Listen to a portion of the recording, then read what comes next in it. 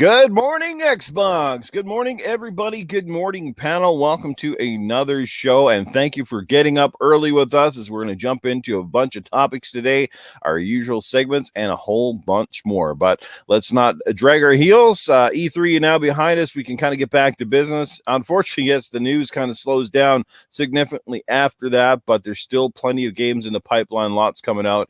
Lots of people up to their necks this week, it looks like, and not only Sea of Thieves content, which we're going to talk about a little bit later on in the show, but also the new Dungeons and Dragons Dark Alliance, I think it's the name of the game.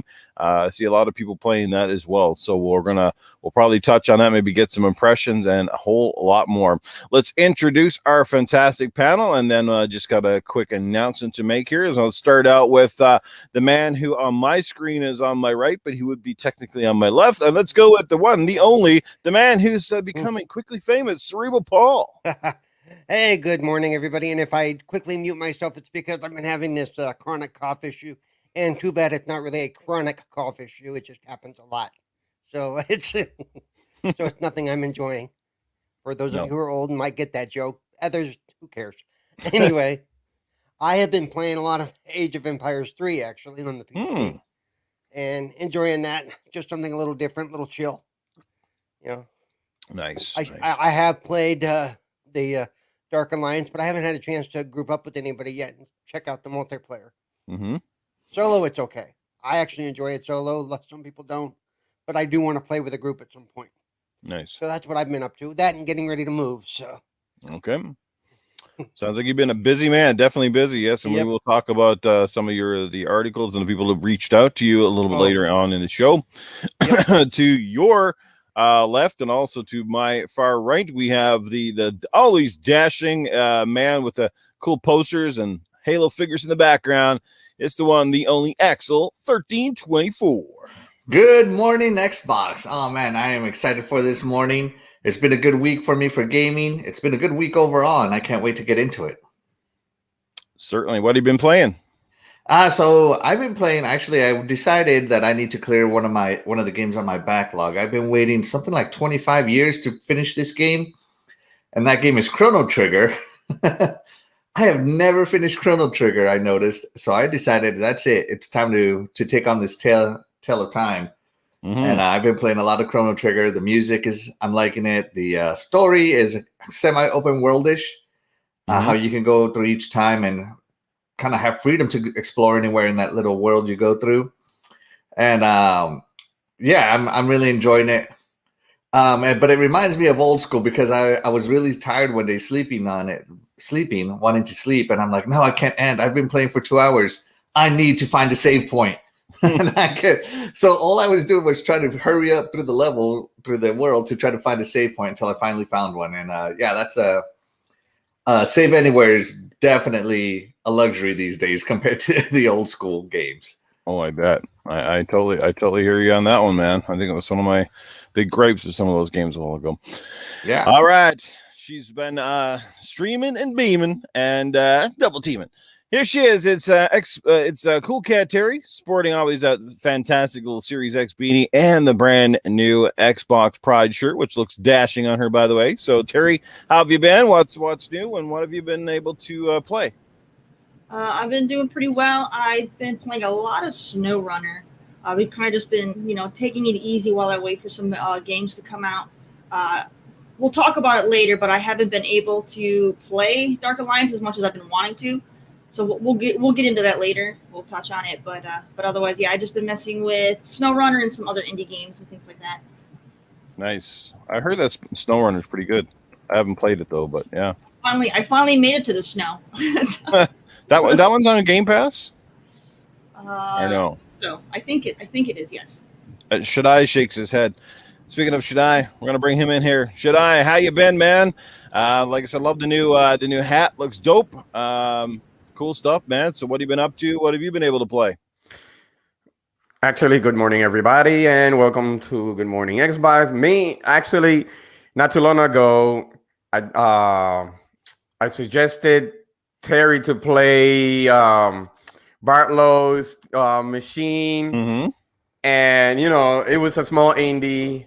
I was very hyped on a Friday to play with her, co-op until we found out that it's not internet co-op. It was actually a local couch co-op. I'm like, no, and we were gonna stream it at the same time. So that didn't happen. But we kind of played kind of pretty much separately. It was kind of not cool because I'm like, well, I'm here, and she was still stuck on chapter 1 while I was going to chapter 3. Even though we started at the same time, we were just laughing about it because she was stuck on this small boss. But then after that, after that colossal co-op, I started going to my backlog exactly like Axel, and I decided to play Recore. Never got the chance to beat it.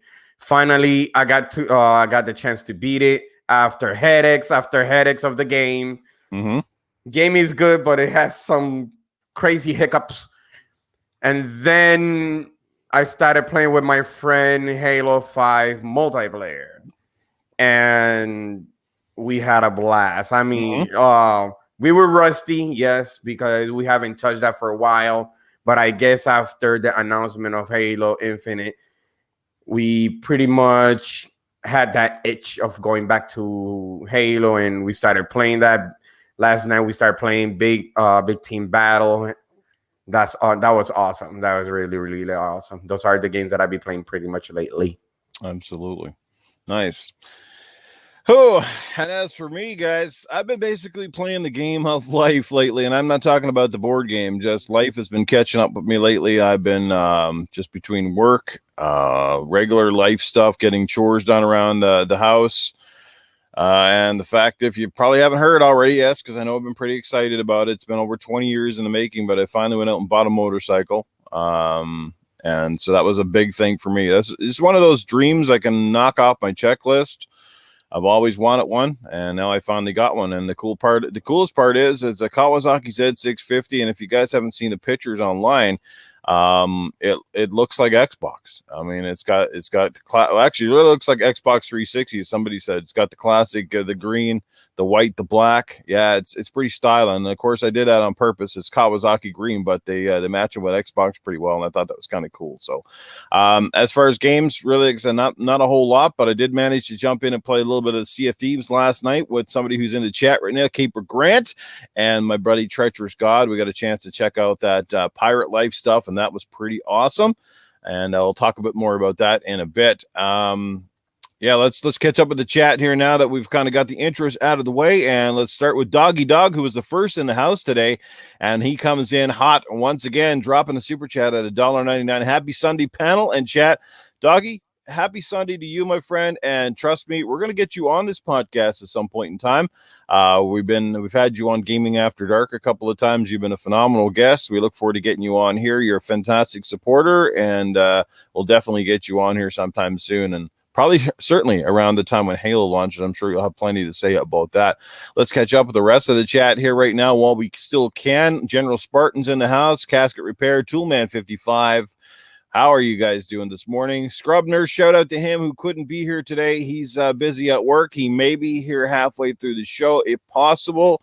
But Scrubs, we thank you for stopping in at least to say hello and wish you all the best. Hopefully you can make it. If not, we'll see you next week. Toolman 55, thanks to Casket Repair, Doggy Dog. We got Lost Forever in the house here. Caper Grant is up here. Deathmobile, Last Emperor. We've got Crispy Rambo, X Burke, Invader Gaming, Jesse Darby. I think I've caught just about up with everybody. Wow, Bates, what's going on, Bates? We got to play a game again soon. So now I've caught up with the chat. I just wanted to let you guys know, and I'll have to reiterate this again throughout the show. Courtesy of our good friend of the show, Crazy Greek Dude, we're going to be giving away 6 months of Xbox Game Pass. We won't do it on this show, but you need to be at this show in order to be entered. So I am taking down everybody's names right now, and you are getting entered into the draw. So we're going to be doing that draw next week. We'll have a live wheel on the air, so you'll be able to see it in person. So anybody who's in this chat today will be able to enter it into the draw. And I'm going to... That's CEREBRAL. Oh, So 6 months is not bad. That'll keep you tied it over almost well into the holiday season. There you go. Just going to give you a fair warning there, PlayStation 5 SSD. We appreciate you being here, but make sure you keep everything clean in that chat or you'll be getting the boot like ASAP. So I have a pretty vivid memory of a previous show. But anyway, let's get back on the positive vibes and let's get right down into it. And let's talk a little bit about Halo. Yes, it's probably been one of the biggest topics of the last little while. Game seems to be coming together quite nicely. I just recently saw some of the people who basically left the project now, not leaving because they hate the project, but their contractual obligations are up. But the game is, for the most part, just about finished, I guess, just about ready to go gold, I suppose, in the next little while after testing phases. And who we just lose? We lost Axel again. All right. No, his PC froze. Okay, cool. I'm glad you're on top of that, Shaddai. Thank you. So Halo, there's been more details about the multiplayer. I haven't seen a ton of it yet, but from what I have seen and heard, it sounds like it is going to be another success in the making, as well as the fact that it is free to play out of the box. I think that is going to be amazing. It's going to bring in a whole new list of fans to the series. So, the hashtag started. We want Terry. Well, she's here. Don't worry, Dragonheart Yobi. She didn't go anywhere. Dragonheart Yobi, what's going on, man? Good to see you in the chat this morning. Hope you are well. Peace, love, life, Mr. In the House himself. Good stuff right there. So, who wants to jump in on the Halo, about the details on the multiplayer? Kind of, what's your impressions at this point? I mean, I guess the biggest thing too, with so many games coming out this fall, there'll be a new COD. There's a Battlefield. Not to mention a variety of other shooters and things in the genre. Is it going to be very crowded this year? Will Halo find its place, or do you think Halo may very well get lost in the back of the shuffle, or Halo may only be popular with the hey, isn't that the guy from Fortnite crowd? So how do you guys feel about where Halo is at right now and any of the latest developments? Who wants to jump in on the floor on this one? I don't have much to say, but I will say I don't think it's going to, there's no way it get lost in the shuffle. They could release 3,000 different games that same week, and there's no way it gets lost. Mm-hmm. It's just, there's too much hype around it on all sides. Yeah. Absolutely. Yeah. So Call of Duty is its own thing. It has its own audience. The Battle Royales have their own audience. Apex has its own audience. Fortnite has its own audience. And and Halo has had its own audience, and there's no reason to believe that it won't gather even more steam, especially now that it's going free to play. I love the new season passes, the way they're doing them, that they're good forever. I love that you don't have to grind at them, because I know that that's my biggest problem with buying a battle pass or season pass or whatever they want to call it, that I only have 12 weeks or whatever to get through to grind through all of this daily just to get the level, the final level unlock. So I do like that they're good forever. I like that you can reload them up anytime. I like that as you play, you can gather up your Spartan points or whatever they're going to call it, and put it into whichever season you want to get whatever you want from that season. And I think that's awesome. The one negative that I think is there from Halo is that that you basically go in the Destiny route with coatings, armor coatings. Whereas in current Halo, colors are free, 100% free, and now they're not. So, I get it. It's how you monetize, especially when you go free to play. It's a different beast and all that good stuff. But if I can change the color of specific armor and run around with 6 different colors, I would be happy with that instead of just the entire armor piece, one color. And also, I do like that the armor sets will now be unlocked through playing instead of loot boxing. Because right now in Halo 5, you have the rec packs.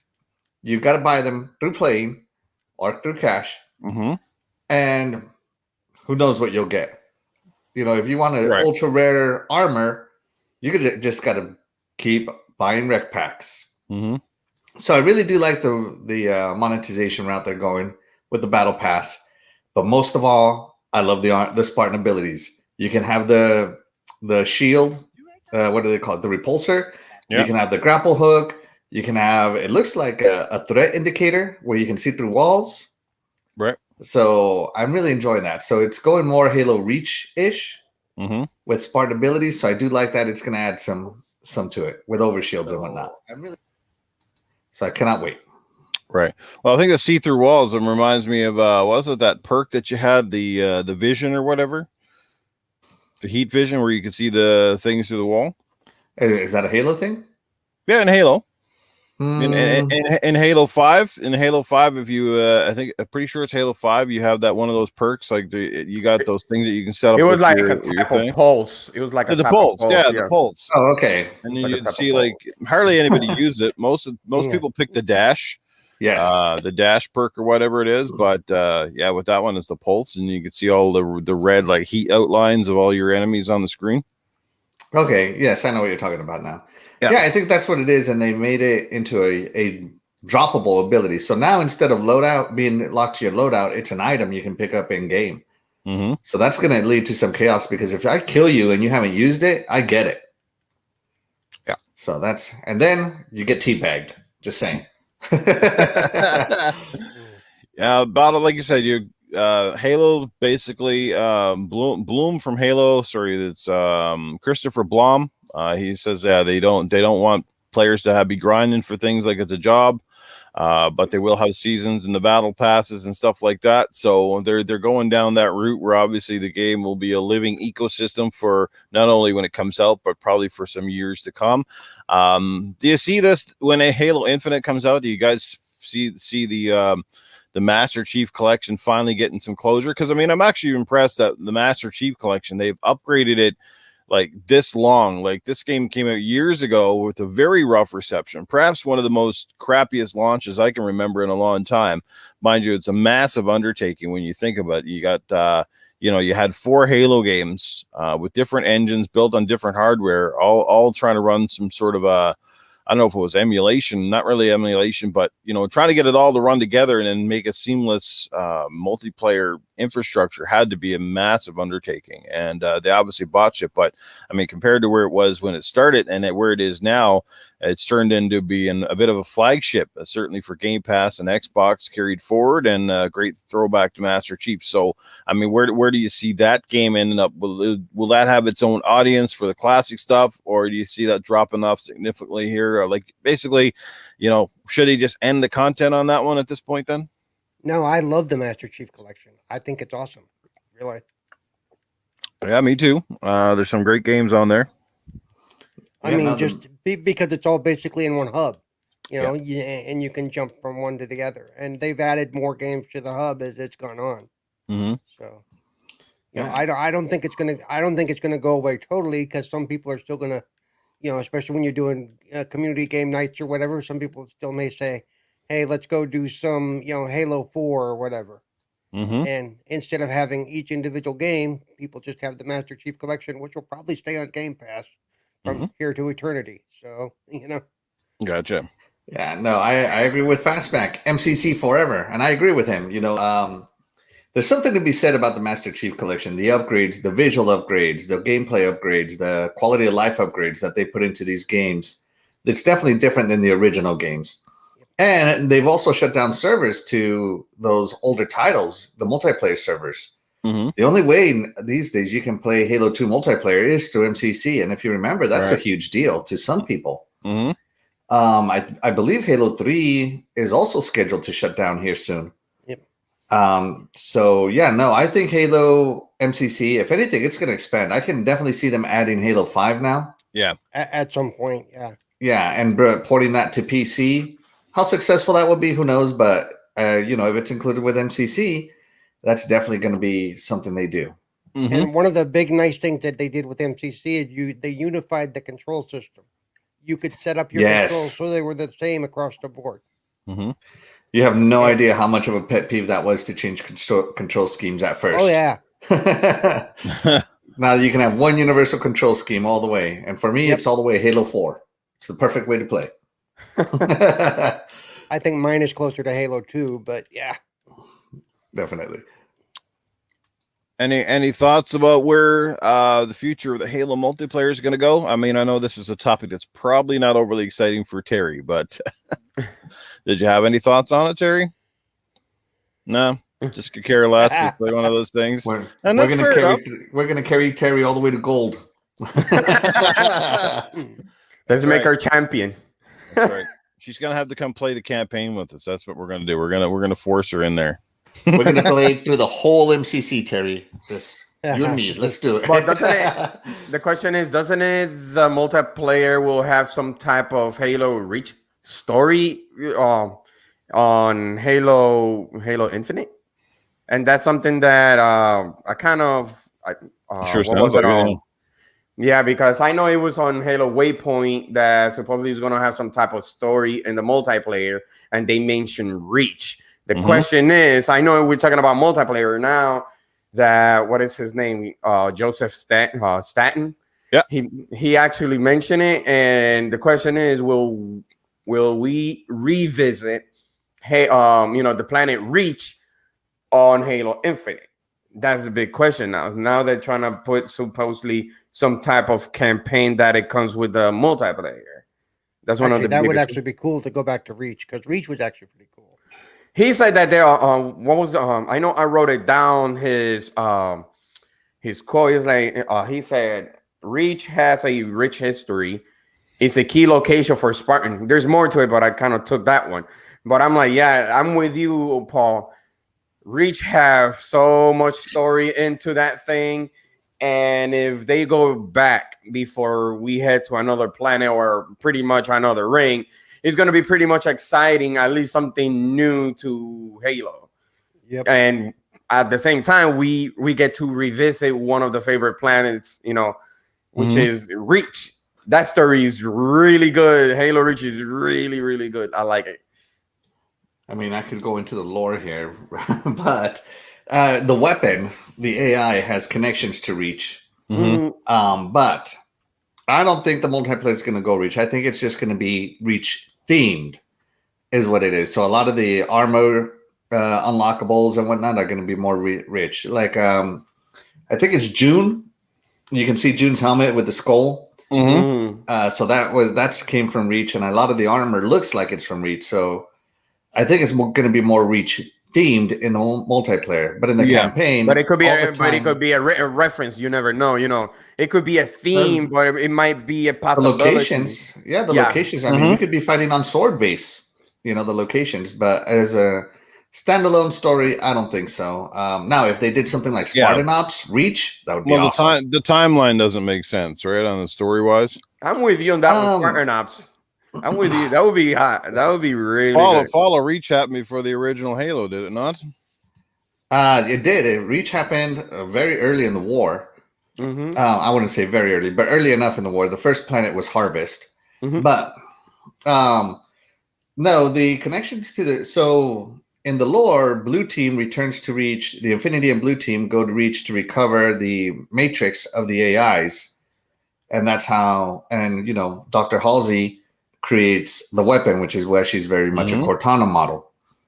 So that is something that happened off script in lore, but I mean, that's what we anticipate happen.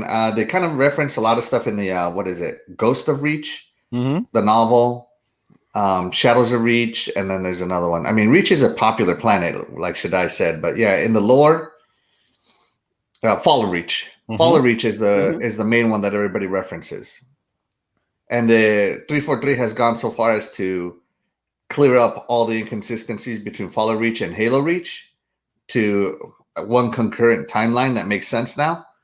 So, kudos to them. They really taken care of the planet Reach. But the only connection to Reach that Halo Infinite has right now that I'm aware of is the weapon. But the multiplayer, I don't know. I think it's just going to be Reach theme maps and Reach theme armor. And maybe some map locations, and that's what I know so far, or what I'm anticipating. I should say, not know what I'm anticipating so far. Right. Cool stuff. Well, let's move on, I guess, from the actual game itself. We're going to talk about this a lot more in the coming months as it gets closer to launch, and we know a lot more about it. I suspect that Xbox will definitely highlight this game, and it'll probably be one of the big showcases as we head into the fall. It could be a major thing at Gamescom. If not, I'm sure they will have like Xbox on and a variety of other media coverage for this game as we head into launch. So, yeah. So, but anyway, let's talk a little bit about a few tie-ins to Halo, and that is the long-awaited TV series. Now, if you they did a few things a few years ago there, where what's his name, Mike Coulter played Spartan Locke, and they did that little mini series there leading up to Halo 5. Then there was they did a variety of sort of like films, short animated stuff, some CGI stuff. There's been a bunch of Halo stuff. I got the Halo collection there on Blu-ray and stuff. So the TV show, the long-awaited TV show, we've heard for years it was in the making, and it looks like it's just about ready to come out. I've been shooting for the last couple of years down in Budapest. Some of the main people left the project. They're saying one showrunner has departed, the other will leave if Halo is renewed for the second season. Now, this, like, you can take this and think, oh, it's bad news, but no, it's actually not, because the show is kind of wrapped. So it is Kyle Killian and Stephen Kane planning to depart once the series is finished. And it's just that, no, they're not leaving because they don't like what they're doing. They're kind of leaving because they're moving just on to different things. And I think in Stephen Kane's case is that he's going to move along once he knows like it's been picked up and it's in good hands, kind of deal. So handing it off to capable people. But I'm super excited about it. It's been associated with Steven Spielberg over the years. I know Spielberg was one of the first people that really liked Halo and stuff like that. It's going to be coming out, debut on the Paramount Plus network. So Pablo Schreiber is the guy underneath the Master Chief armor.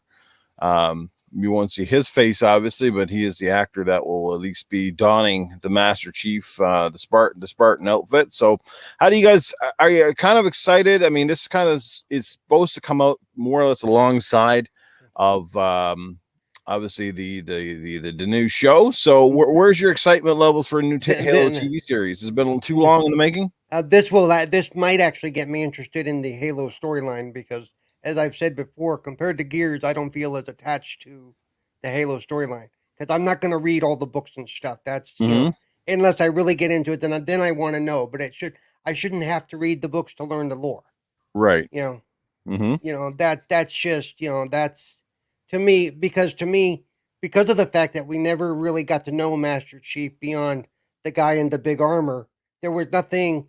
In the other game, I know who Marcus is. I know who all the other characters are.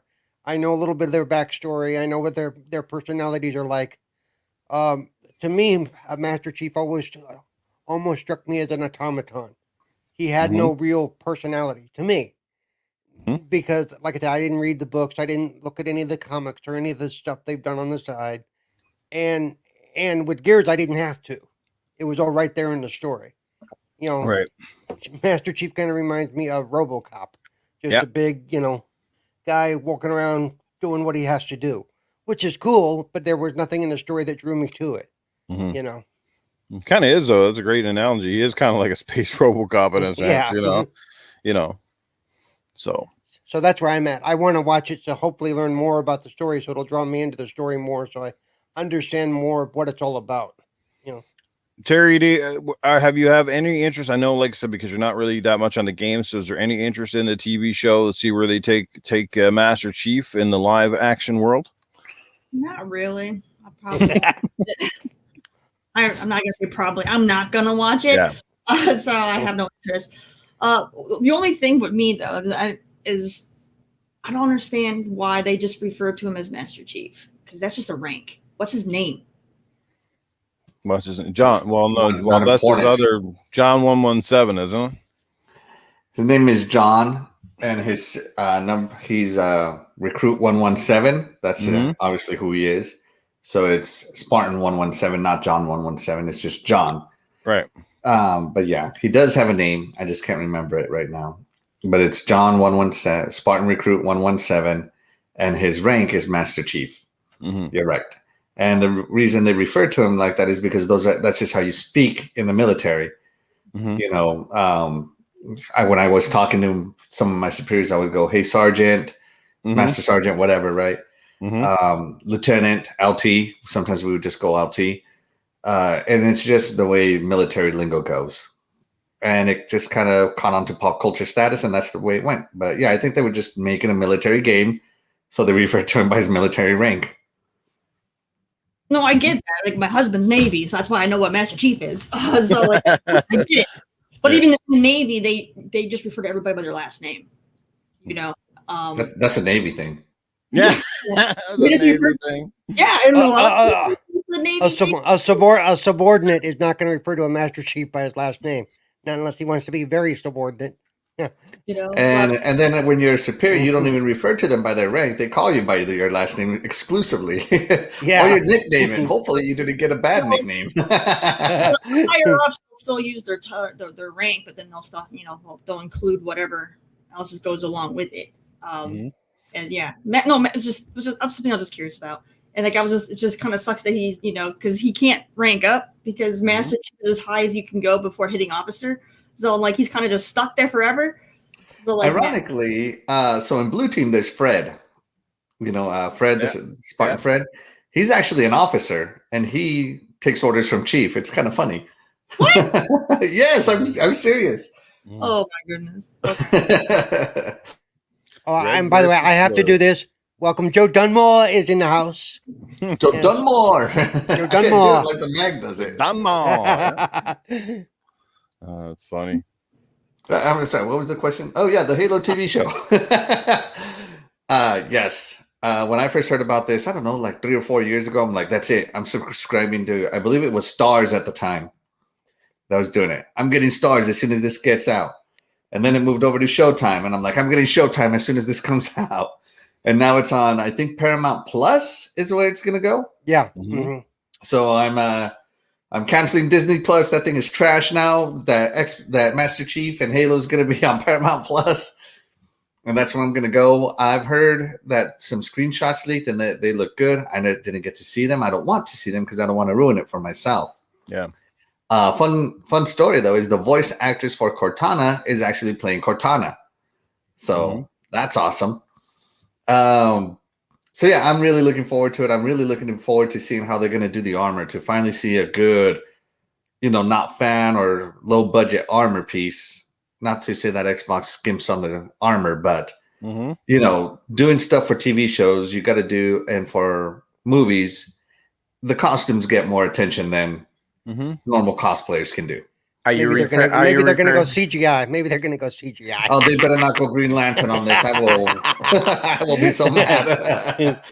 Are you referring to the small episodic shows that they released not too long ago from Halo 4, I believe? Those low budgets? What, are you talking about Spartan Ops? No, those little TV shows that that they had. Yeah, like the Fall of Reach, correct. The little animated one, and no, this is going to be full on acting. I'm thinking more like because not for nothing, I liked it that even though I do I'd rather say at that time that show was really good because it was actually really well made. Even though if you want to even though it's like a low budget type of episodic TV small mini series, I'd rather call it like that because that's what it's called. That mini series, it gave people a lot of hype for it, a lot of hope for actually I'd rather let's call it at that time it was a movie before it became like this, because during that time correct me if I'm wrong, during that time a lot of people wanted it to see a Metal Gear movie, Uncharted movie. We wanted it to see this, we wanted to see that, and then all of a sudden we get a mini series of Halo, and our hopes, it went really high until it collapsed because it kept changing the directors all the time, and then after that it became a cancellation, and there goes. We came back, we came back to Earth, and no Halo. Now it's this one, and So I have a lot of hopes for the TV show. I really do. Yeah. I just hope that he keeps it to the books. How long is it gonna be? We don't know how many seasons are we gonna get from that. But we already know what happens when games turns into movies, or I'm not gonna say movie because I can see when it comes to shows it is actually made well compared to a movie for some reason. But I hope it goes by the book and we get to we get a lot of seasons from that TV show. Right. The reason shows tend to do better than movies is because movies have to squeeze so much into a 2, 3, 4 hour period to get to the point. Shows can stretch that out. Shows can show a little bit more of the story. And let me address something in the chat. It's a lot easier to make a 6-foot actor look 7 foot without look like you're fudging it than it is to make them, So that's nothing. To make him look 7 foot is nothing, even if the actor's 5'4". I mean, look at Tom Cruise. Everybody thinks Tom Cruise is tall. He's not. Great point, Paul, and great point on the TV show. And just reiterate something, the show comes out in 2022. Speaking of like the show as well, like isn't it just crazy like how we talk about exclusivity in games all the time now, like it's always a hot topic, but how about all these networks now with their own channels and their own exclusive content for it? Like Paramount's going to have this, Apple's got their own stuff, and Netflix has got their own stuff, and Disney's got their own stuff. Like we're going to get bankrupt. We're going to get all these apps. It's kind of crazy. I'm just hoping a lot of this stuff releases on DVD, Blu-ray. I'll go with Blu-ray. I wish DVD would just freaking die already, but that's one thing I don't get, not to get off topic, but how is well, I know why DVD still exists because it's cheap and some people don't give a rat's ass, but compare like the quality. I mean, the Blu-ray to 4K Blu-ray, in my opinion, outside of HDR and a few things is almost negligible. Like they both look fantastic, but like DVD to Blu-ray is such a big difference. Like, you know what I mean? It's just like, why would you want to watch your movies on that crappy looking resolution? Hey, I've still got a friend who still uses his old tube TV and is happy with his DVDs, and I look at his TV and I go, it's getting darker as I watch it, dude. Hey, sometimes I like watching movies on my VCR, so you got VCR? I mean, sorry, VHS. Sorry, VHS. Oh my God! I have a VCR anymore. I got rid of that back in college. Yeah. Holy crap, Eternal. My wife is anti-physical media for movies. She like I used to get the Blu-rays because I like them, especially for the surround sound. I'm an audio guy, and my wife is anti-Blu-rays, and it's not that big of a sacrifice now that streaming is so good. But when streaming first started, the quality was good, but the sound sucked. The only way to get the full sound, you can't match the sound of a good Blu-ray. No, the sound is good, and now especially, now we have Dolby Vision coming through. But before, the only way to get HDR and all that good stuff was get the Blu-ray. I would get the black, the black covered Blu-rays, whatever they could, the 4K ones. Those are the only ones I was interested in. I got rid of DVD. Well, I still have some of my favorite DVDs and some of my favorite Blu-rays, but I haven't bought a new one in some time. Yeah. By the way, real quick, Eternal, you can get porn, and it doesn't have to be on VHS. I know the old stuff is cool. But, dude, there's new stuff out there. Morning show. Now I know, right?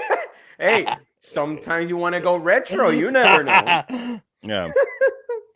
Why did you replace your condom collection with old socks? No, sometimes I like to have some type of timeline, especially for movies. I'm like, let me see from the old to the new. So, oh man, I mean, Debbie did Dallas a long time ago, dude. Oh man, we're branching off of that gaming after dark territory. Yeah, pretty much. That's crazy. Well, just whenever you mentioned VCR, when you realized that VHS was driven by Yeah, that pretty much. industry. Yeah. Yeah, no doubt. I just don't get it. I mean, me, I have a large Blu-ray 4K collection now, and like as me, it's the bit rate, it's the consistency. Obviously, it's still the best medium. At least it's still the best medium, the way to watch that stuff and enjoy it, especially if you got a great TV and a good sound system. And and I just don't trust streaming still, man. None the consistency of streaming, and the second thing, I don't trust server networks, because you see this all the time where they pull movies off for whatever reason and you can't find them. Like there's certain movies out there today that I still have a massive hard time trying to track down for whatever reason. Like they're just not easy to come by, you know? Like I'm even having a real devil of a time trying to find a Blu-ray copy of the Texas Chainsaw Massacre from, I think it was the early 2000s, the one that has Jessica Biel in it.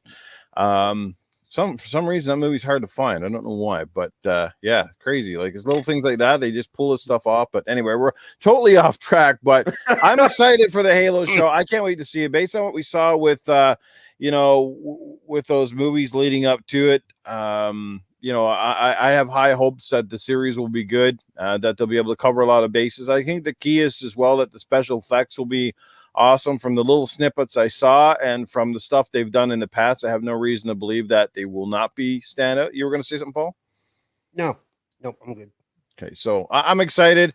Hopefully it comes out early 2022, because it'll only help drive the narrative and keep Master Chief even more relevant for a long time to come. And he might, you just might pick up new fans. You might get more fans of the game coming in because of the show, or even vice versa. Whatever, show picks up a new audience because of the game. So it's all good. Jesse Darby's in the house. Thanks for being here, man. Last Emperor Fastback, our brother Fastback's here. What's going on, brother? Shane Tomlin is in the house, and Shane, speaking of in the house, he dropped the super chat. He drops €5 in here. He says, boom, boom, kaboom. The shame is in the room. I love it. Hit that like button for this great panel and great panel. Well, fiddly diddly, Tony. Oh, that was a good one. I don't know if you guys caught Gaming After Dark on Tuesday night, but that was I just about died when you said that in the clearest oh voice. my god, dude. I couldn't breathe. I couldn't breathe. It was so funny. It was unintentionally, and I was over here, man. I was gagging. I was laughing so hard. I just couldn't contain it. I couldn't even speak after that. It was so freaking funny. Oh my god. He TKO'd you with that, man. Oh, You yeah. lost. Yeah, oh my god, it's just crazy. Oh, that was a good one. That was priceless. Paul eating his Wheaties. Yeah. Yeah. Hey, Paul gets up this early on a Sunday. You're going to see me drinking coffee and sometimes beer, and whatever. Speaking of, we gotta refill mine. The beer coffee. All right. Well, let's Right. move along from the Halo thing and self-expand. And we're going to come back to all this in due time for sure. So Fastback said he lost it that night too. I know the chat was just rolling. You could tell people were like, "Oh my god, this thing just went south." It was too funny. Some of the comments too. Oh my god, Mag is quite the character. Let's get back into some of our topics for today. Let's talk about the new Sea of Thieves, for example, the new content that just came out. I mean, first of all, it came out of left field at the latest E3, took a lot of us by surprise. Phenomenal, announcement that they were going to get Pirates of the Caribbean content. We finally got a chance to play it this week with it's called A Pirate's Life, and there's a variety of, I guess, missions or episodes or however you want to call it within the game itself. When you start out playing it, you're on a beach. You talk to a lady who's a lot like Calypso.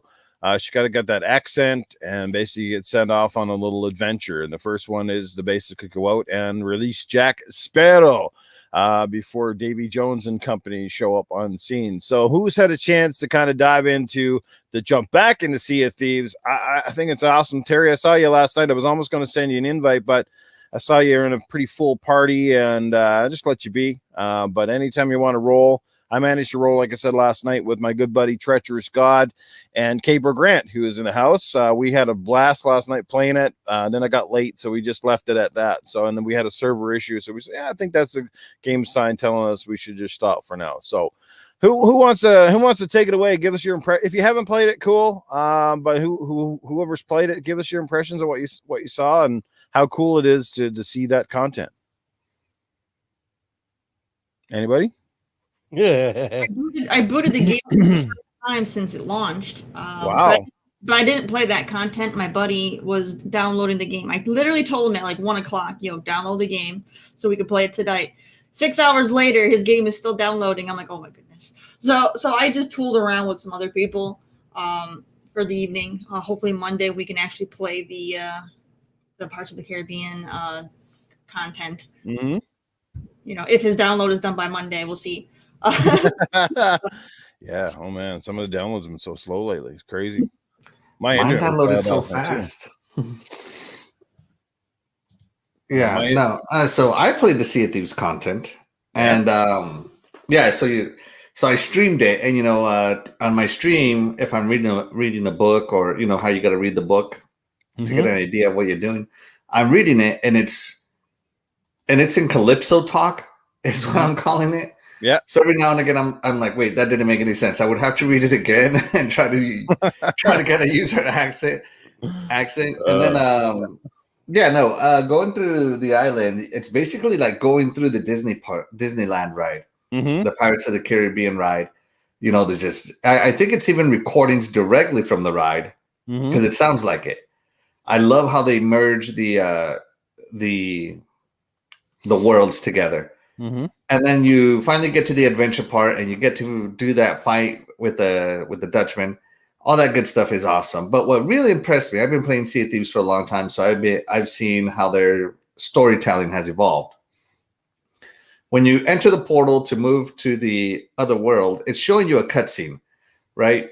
So it's showing you the things that are happening, the boats, the treachery, the other pirates fighting each other, and it's like Right. a cutscene where you get to control the camera angle.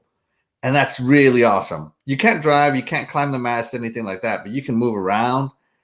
And I thought that was really neat. And then it zooms out and it shows your boat and all that good stuff. And Mhm. that's a first for Sea of Thieves. I've never seen that. So yeah, I really enjoyed Basically, that. that means that cutscene was in engine. The only way they can do that cutscene is Yeah, actually it's in definitely engine. an engine, and that's Yeah. what Yeah. I'm getting at. Like every storytelling aspect that Sea of Thieves has ever done has been done live in engine, where you can move around. But it's always been just storytelling, like like an NPC walking around. And this time it was like a full blown cutscene where you could move around, and it was really awesome. But yeah, I really loved it. Like I don't know, I streamed it. I did a Twitch drop, by the way, Flintlock pistol yesterday. Mhm. If you watch 20 minutes of my stream, you'll get it. Mhm. So yeah, I did that, and I loved it, man. I'm enamored with it. The whole way they're telling the story is very neat, and I love the new enemy types. So once again, I've been playing Sea of Thieves for a long time. I've been fighting plant skeletons and exploding skeletons, and skeletons made of gold, skeletons that are normal, Right. gray skeletons, skeleton after skeleton after skeleton type. Every which way you can imagine a skeleton, I fought it. Skeletons with bandanas, skeletons with eye patches. It's just been skeletons, the same enemy over and over again. It got stale. But on this one, they finally introduced the crustaceans, the exploding one with poison. That's new. One that shoots some electro bolt at you. That's new. And then the big one, when I first saw that, I was like, oh my God, okay. I'm going to let someone else engage this guy first, and I'm just going to go around the back and stab him. So that's what I did. But yeah, and it's definitely kid friendly. They want you to get through the story. So that's kind of really Right. fun. Yeah. So I loved it. Anybody else have a chance to try it? And any thoughts? Oh, hold on. Masshole is asking, but can I run solo? Yes, you can, but Sea of Thieves is a game that's made to be played with friends. Fastback, I cannot read that out loud. You can play solo. Some of I the know. puzzles will be a little hard. You got to be a platforming guru in first person if you're going to run solo, because a lot of the puzzles are made for you to move your friend over there and then him to come get you. You can get to it by yourself if you know how to platform good, but it's going to be difficult. Right. Totally. Yeah, I started out playing by myself last night for a while, and then, like I said, then the guys jumped in. So that was good. I mean, me personally, I thought it was fantastic. The crazy part is this is kind of the Sea of Thieves that I wanted right from the launch. This is kind of what sort of I expected. I don't mean the Pirates of the Caribbean themes and the characters, but more of a story-based focused game where, yes, you could go off and do your things like you would normally do in an open world. But to me, this almost felt too like the tutorial in a sense that Sea of Thieves never had and should have probably had, because Sea of Thieves, while it is simple in design and the way it's created, it's very complex because you have to do a lot of multitasking in that game. If you've ever tried to run even a sloop by yourself when you're in a ship fight or doing anything, it's very difficult because you have to steer, you have to run a mast, you have to operate the cannons, and like I said, you even like getting things like ammo. You got 5 shots in a gun, then you got to go find the ammo crate and reload your food supply. One time, I mean, with Sea of Thieves first started, it pretty much was just bananas. You'd eat one banana, your whole life would pretty much go back up, or at least half of it. Now you got to eat a whole bunch of bananas and coconuts and different things, and your life just goes up depending on what you're eating. It goes up in segments. So there's just a lot of little things. There's a lot of nuances to the game that can be very daunting for a new person, like starboard and back aft, and like just knowing the ship lingo and different things, and which you technically don't need to. You can always say left or right as well, like get on the left side of the ship, shoot that way. But My left just or a lot your of left? that. I'm just saying. But you know what I mean, and I totally agree with Axel. After a while, you really get tired of just killing skeletons. Going every island is always a skeleton. You got, like I said, a different color skeleton or a skeleton with an exploding barrel, but it's always kind of skeletons and skeleton captains. This time you get a little bit of variety. You get to see some different type of enemies, and again, it's more focused. It kind of gives you like a more of a mission style structure. But again, has that familiarity of some of the voices and the Pirates of the Caribbean stuff. I think it's pretty well done. It's not overly crazy. Like, I don't know, me and Caper and Tretch, we did the first mission. I suppose it was just a little over maybe an hour, closer, maybe even on 2. It wasn't super long and daunting, but you had to be prepared for a little bit of adventure. It's great. And when Jack Sparrow finally shows up and stuff like that, it is pretty cool indeed. So I thought it was well done. Kudos to the people at Rare. Kudos to Microsoft too for not just taking Rare away from that and pulling the plug and going, yeah, that game is done for, and let's just let it fester. This game still has a pretty massive audience, and to be honest, there is no game out there on the market, to my knowledge, that plays like this game. And I'll tell you what, and after the bumpy launch they had, Microsoft would have had every right to go, nope. Yeah. We are not wasting our time and resources on that. Exactly. So kudos to them, because Microsoft is notorious, or at least in past history, of if a game comes out and sort of doesn't explode right away, it's just like, yeah, this game is done. Let's move on to the next thing. But with Rare, they obviously can see that like I said, that formula was there. It was a very different game. It's a game that like I said, has a very different audience. Like, some people play this like religiously. These people on the PC platform, they're always playing this game. Like, if you look at it, it's still a pretty highly streamed game. It's just one of those things, and it's a great game that you can get into for an hour or two, or you can get into it for 10 hours.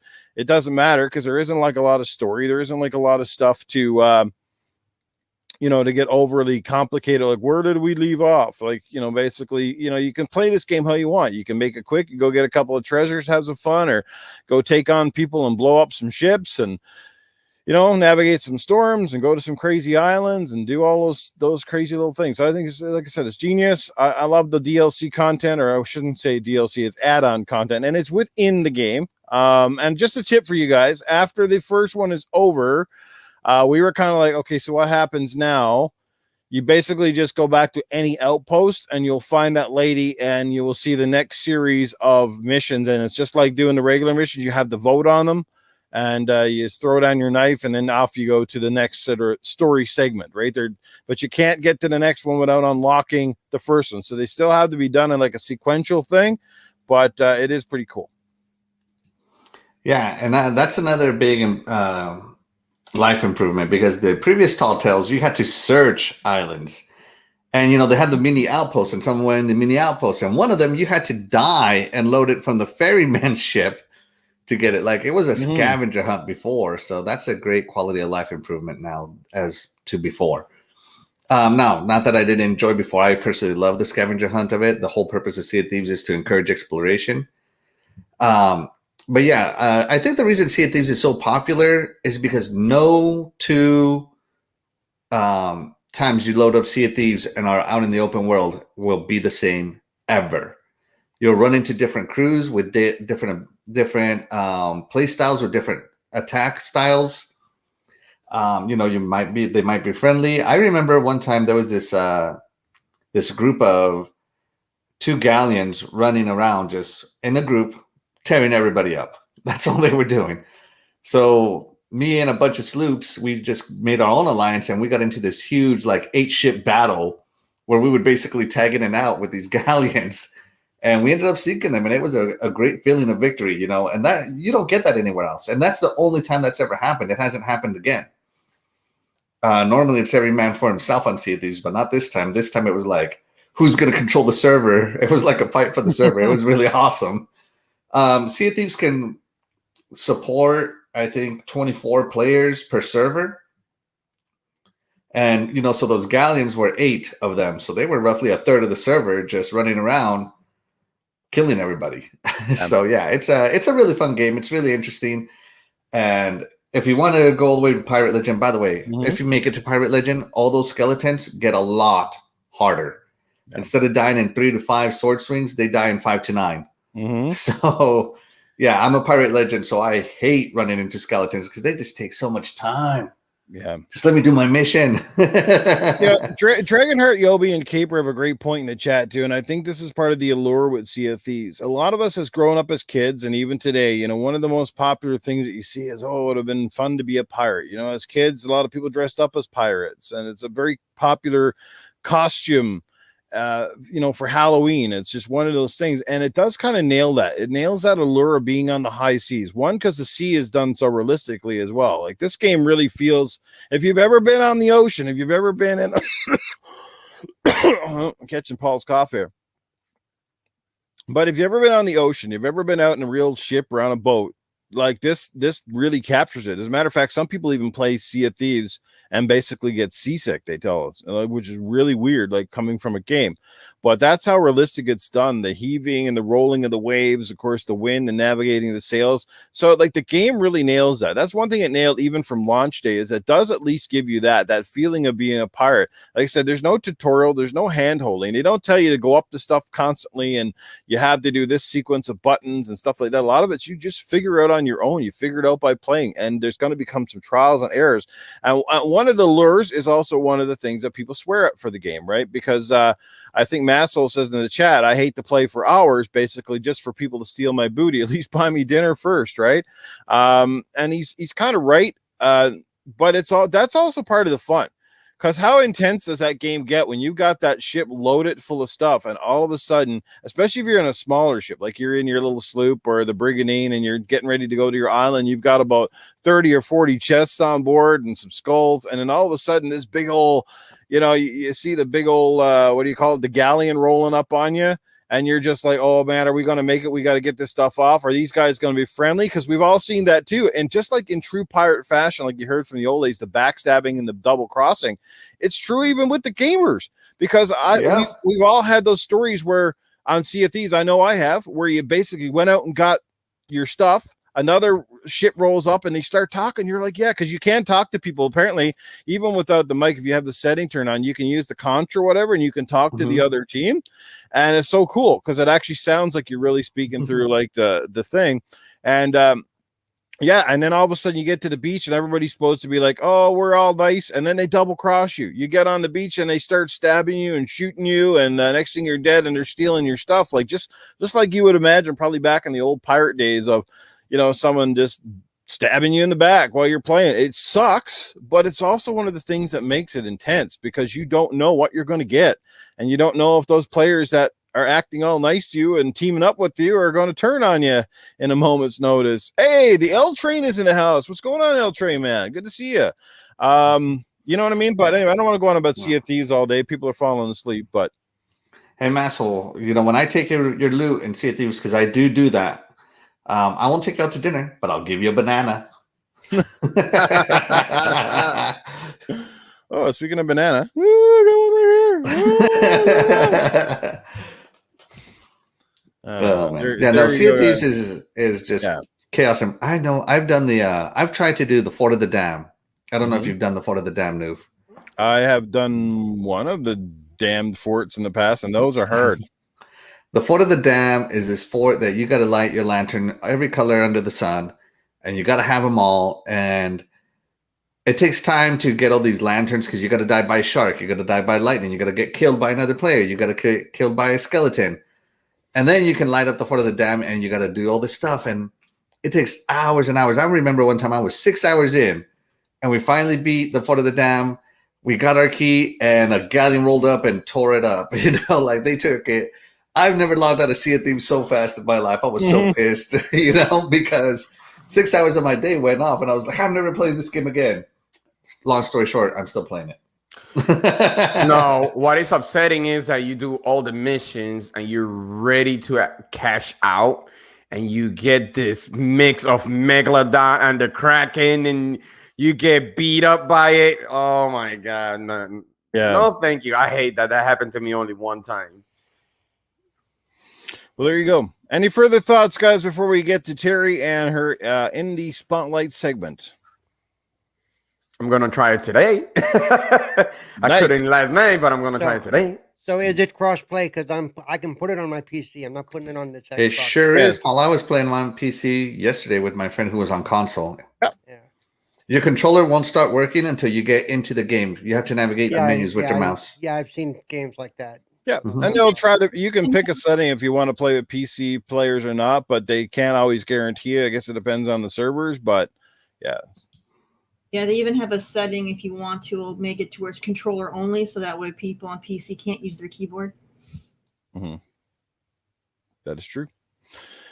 Cool beans. All right. Well, let's get over to Terry and her indie spotlight. Catch up with the chat real quick here. We got Lethal Terminus in the house. I see the L train is here. What's going on, guys? We got JL Batello. What's going on, JL? Glad you could be here. Got some new faces today. We got how many awesome people we got up in here right now? We got about 43. It says, at least last time I checked in. That is fantastic on a Sunday morning. So thank you guys all for your support. And just a reminder for those who are coming in late, if you happen to show up in the live chat today and you commented on anything here, or you just, as long as you're in the chat and I can see your name, I've been taking those down because next weekend we are going to do a draw live on the air here, live as we go through the prize wheel. And it's going to be for 6 months of Game Pass Ultimate, I do believe, courtesy of Crazy Greek Dude. So that's a pretty cool little prize. And for those who don't have a Game Pass subscription yet, would certainly be fantastic and very useful as we head into the summer with lots of games coming. Don't forget, like July month itself,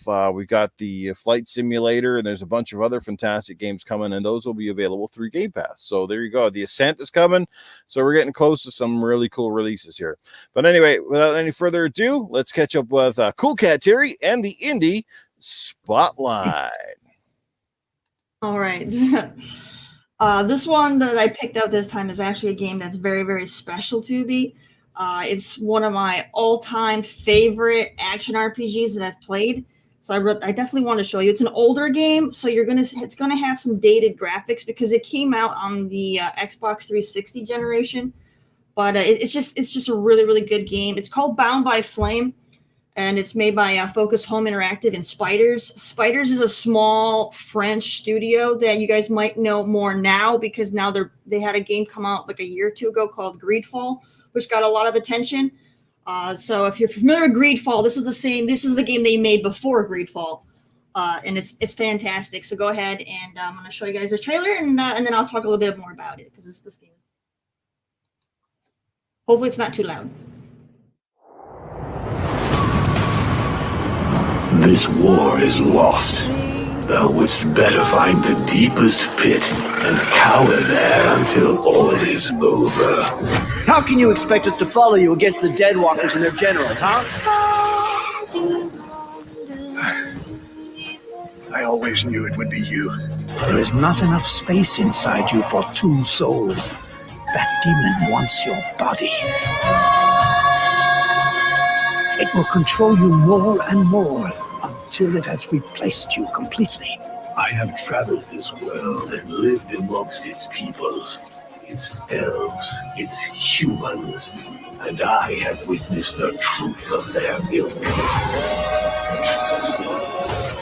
Today, I fall, but dozens of new brothers and sisters will rise from the dead. Listen to me. We have no chance against the Deadwalker army, no matter what powers you have. I am the only one with the power to get us through. Why does thou resist?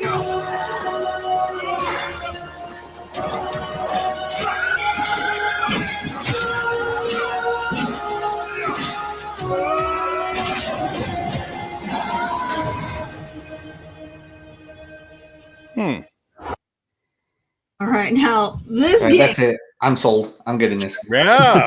How did I miss this game? What That the looks hell? awesome. Like I said, this game is one of my all-time favorite action RPGs. I just absolutely love this game. Now, this game you can pick it up on Xbox or PS4. They brought it to PS4 later. It was, as you can see, it was on PS3, and then they re-released it for PS4. You get it through backwards compatibility for Xbox. You pick it up for $10. It's also available for the PC people here. You can go ahead and grab it on PC on Steam for $7. So it's a great deal, great game. This is going to be something that's going to be for people. I'm going to stop sharing this real quick. This is going to be something that's going to be great for people who are fans like either like Dragon Age or the Witcher series. If you really get into action RPGs like those, then you're going to have a good chance of really getting into this.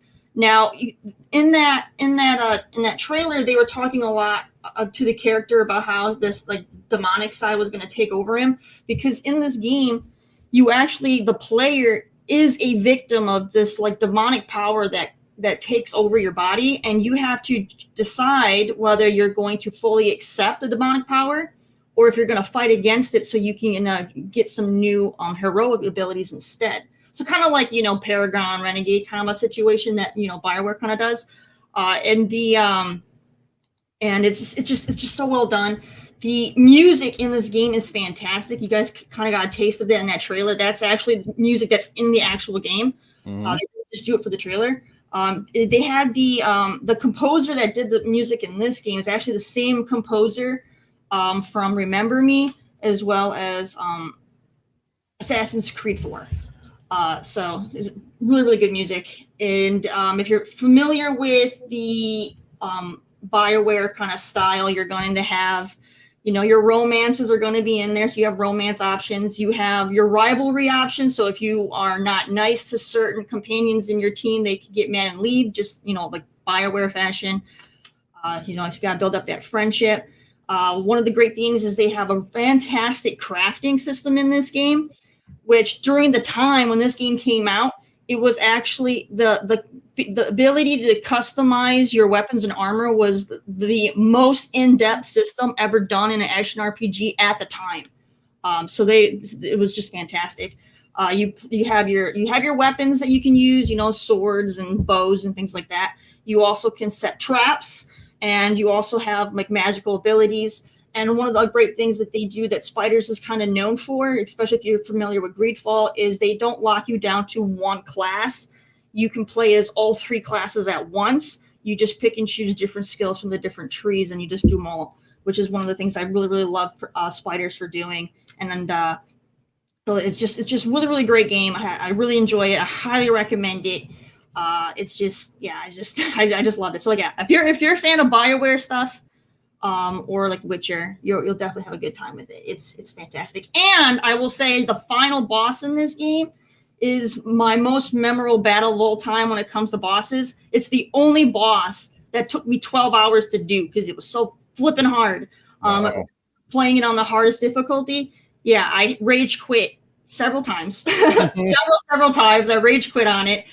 And yeah, overall, different play sessions of me trying it. It took me a total of 12 hours before I finally beat the guy. So it was It was great. So if you do like playing on the harder difficulties and you want a challenge, you're definitely in for something when you get to the ending. Let me tell you. But it's a great game. Check it out, and I love to hear what you all think of it for those that actually do try it out. But on its default difficulty, this is not like Dark Souls kind of thing, is it? No. So like I said, it's similar to like if you play like Dragon Age. If you play Dragon Age normal, I mean it's like that. You know what I mean? I can't believe I missed it. It actually looks really cool, and I got to say, even watching it on my crappy ass laptop here, like the graphics still look pretty damn good for a game that came out back in 2014 on the older platforms.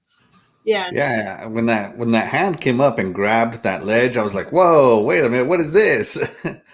I was like, "Whoa, that looks good." Like it got my attention for sure. It's definitely on my list now. For some reason, it gave me that Kingdom of Amalur. So, I don't know, for some reason. But not as cartoony, yeah. Yeah, exactly, not as cartoony. It's a perfect example, and this is a great reason why I love this segment as well, because there's a classic example of what could be a gem that just for whatever reason got passed over and overlooked, probably because it just didn't have a big bubble. Who's the publisher in that one? Focus is the publisher. Aha, that would explain it. Yes. And then Spiders is the developer, and they're a small little French team. Mm-hmm. Nobody really knew about them until Greedfall came out, and now people kind of know who they are. But before Greedfall, it's like no one paid attention to anything they made, and that game is definitely a hidden gem in my opinion. I love that game. Greedfall? No, Bound by Flame. Greedfall is fantastic too. Like I highly recommend you guys play Greedfall if you hadn't. But Bound by Flame is definitely a hidden gem that people didn't know about it, because it wasn't until Greedfall that people started taking notice of Spiders. And there you go. Boogeyman in the chat's already plunked down his $10 and bought it. How about that? See, there you go, guys. There you go. I think Xbox had it as a game for gold once upon a time. So you might have snagged it, not even realize it. It's possible. Terry starts getting commissions here after a while. All the game sales. All he gets is hooking her up. Skywalker UAV1, what's going on? Welcome to the show, guys. Atrocity Nights, Apex, Lethal Terminus. Welcome, everybody. Glad you guys could be here for this 7th episode of Good Morning Xbox. All right. Any further things to say on this one, or shall we move along to the next show? No, but let me just say, Mashal, props to you for finishing Rain on My Parade. I can't get past like the 3rd level. Okay, that game it's fun and simple in its look, but it's not a simple game to get past that. That's impressive, at least for me. Sounds familiar, but I can't even think of what that game is. You're a cloud trying to rain on stuff and stop people from blowing crap up. Yeah, it's okay. Sounds like interesting little indie project. It's a fun little game. It really is. Yeah. Cool stuff. All right. Well, since Paul, you were kind of chirping in there, say it's now, but let's talk to Cerebral Paul. We're going to catch up with the segment. It is called Accessibility with Cerebral Paul. Cerebral, you have been obviously an advocate for people who play differently, an ambassador of the Xbox brand, and an ambassador again for accessibility within the gaming community. And that's, like I said, it's a phenomenal to have you on our show to be able to represent. And lately you've been basically a small celebrity of sorts, making many appearances through a variety of articles. Tell us a little bit about the articles, how this all sort of came about, who's reached out to you, what sort of questions are they asking you, and what sort of feedback are they driving, taken from your interviews with them and driving, and hopefully we may see some of those, your feedback maybe show up in later dates down the road. Well, a lot of this started once I was an Xbox ambassador, and I started to I did a blog about a year ago, right before I became community champion, about being a disabled gamer. And ever since then, I've done a few more interviews by way of Microsoft getting me in touch with the different newspapers, or in one case, next month, I'm going to be on some show out of Canada that I can't think of the name of, but I'll be posting it when it posts. And it's just about what it's like to be a disabled gamer, how what's changed over the years and things like that. I've done that have been published so far. I've done like 9 different articles, either by me or interviews of me that I've been part of. Just today, I found out Jez Corden will be publishing another article on Tuesday that has some of my comments in it. Plus, I have another the Spanish magazine that still hadn't come out, the TV interview that hadn't come out, and another accessibility magazine interview that's going to come out, I believe, next month as well.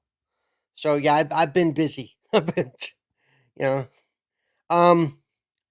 So it's bringing enlightenment to the fact that we've come a long way, but the question all of a sudden I've been asked is, uh, what's left to be done? And they're now including us in the gaming. They're making it so we can game, but where we still don't kind of, for lack of a better term, exist, is we don't actually show up in the game. We're not a part of the story.